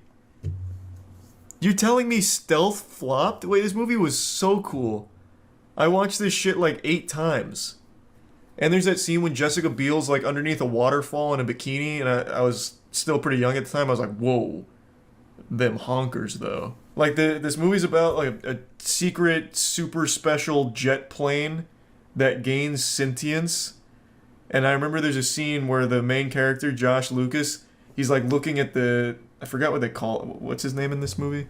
Eddie. He's looking at Eddie out the window and he's like, Eddie, what are you listening to over there? And he's playing like really good music, like rock music. And he's like, I'm listening to my favorite song. He's like, how many songs did you download? And he says, all of them. And then he blasts off listening to a song that's called Bulletproof Skin by a band called Institute, which isn't really a big band or song. It was so cool. I loved it when I was young. Oh, they even have a Bulletproof Skin AMV for Stealth. Let's go. I don't know this one. We're getting into some obscure ones. Treasure Planet, this is actually tragic. I still think this is probably one of the best animated kids movies Disney's ever done. Like, it's so good. This one is a very sad story. It should have been one of their biggest grossing ever. Why did it do bad? You talking about Treasure Planet? There's actually a really great video on why Treasure Planet failed and why it shouldn't have. Failed because audiences didn't want 2D movies at that point. I don't remember all the factors that went into it. I really don't know. But this movie is an absolute masterpiece. Oh, this is the newest Fantastic Four. I never saw this, but I heard it was a beautiful stinker. Is this like a fun bad movie or just really not worth watching at all? The entire chat is just saying it's boring and just bad. 47 Ronin's sad because it's Keanu Reeves in this movie, from what I understand, was actually good. But I still haven't seen it. It's a cool concept.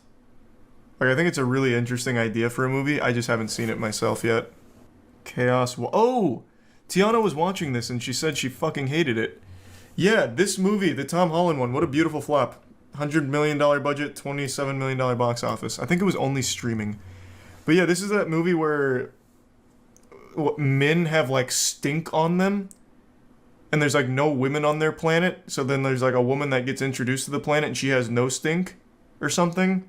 Like, what is it? I forgot. Like, they can hear thoughts, like their thoughts surround them. Men have transparent thoughts. It's their thoughts. Horrible way to explain it. Yeah, I mean, I didn't really get it. I didn't watch all of it. Neither did she. Turned it off. It was just bad. It was just really bad.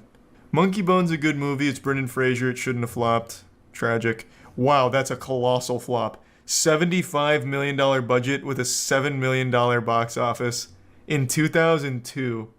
Or 2001. That's prime movie-going era. I know Monkey Bone's credited a lot for Brendan Fraser's downfall in Hollywood, but I just don't agree. This was a good movie. Did I see this movie? Does anyone know? Did I make a moist meter on this? I don't know if I saw this. I have to look this up. I genuinely don't know if I saw this, but I feel like it's something I absolutely would have seen. Oh, that is such a dangerous search. Holy fuck, I did not think that through. I have so many porn deepfakes. Oh my god, that was close. I'll do Xander Cage. Wow. Yikes. We're fine, though. No. It looks like I never saw this movie. This is kind of cool. It's a 2002 action thriller directed by that name, under the pseudonym of Chaos. Oh, I need to watch it. A voice crack. I need to watch a trailer. A former FBI agent named Jeremiah X. Sworn enemy. Antonio Banderas at his best. Option. This woman's single. Can you believe this is what trailers used to look like? This was normal. I need you to find her. Of course you do. Wow. Look how far we've come. My We're evolving. Tell him why you look so sad. I told her it's because you just got beat up by a girl. This kind of just looks boring bad, but maybe I'll watch it at some point. The Mummy. Yeah, this movie was terrible. This is the Tom Cruise movie. I wanted it to be good. It stood no chance of being good. I knew this was dead on arrival from the second they accidentally released the trailer with no music or sound effects, and it's just Tom Cruise going, "Ah!" in a plane. They did that. I forget that 2017's 5 years ago, so a lot of people just don't remember. Yeah. The first trailer that came out for this movie, they forgot to put all of the sound effects. So it's just Tom Cruise in a plane going, "Ah!" What the hell? Expectations were so high going into it. I saw this in theaters with Andrew. This is another really enjoyable bad movie. I can't believe it made $150 million in the box office. I think they're lying. I genuinely, there is no part of me, there is no universe, like there's not a single dimension where this movie made more than $50. Again, it was just me and Andrew in the theater watching this, and no one has ever talked about it since. It is a really fun bad movie. I saw this in theaters when I was a kid. Hated it. Absolutely hated it. Glad to see it flop. This was terrible. This had Tim Allen doing his absolute best to try and stay awake on screen and failing. Even when I was a kid, I was like, man, this guy sucks. I liked Home Improvement. I loved Tim the Toolman Taylor, but I was like, damn, this guy does not want to be here. It's bad. It's really bad. Let's do like any random zoom scene. That's not gonna work anymore. We'll do zoom movie scene.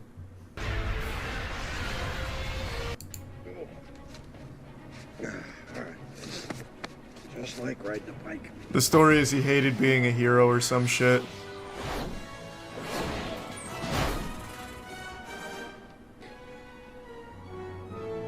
I don't remember why his brother didn't age, but Tim Allen's like 80. Actually, it's Zoom. Suit looks good. Nice suit, lizard boy. Welcome back, Zoom. Let's play ball. Goddamn. Yeah, movie's awful. Glad to see it flopped.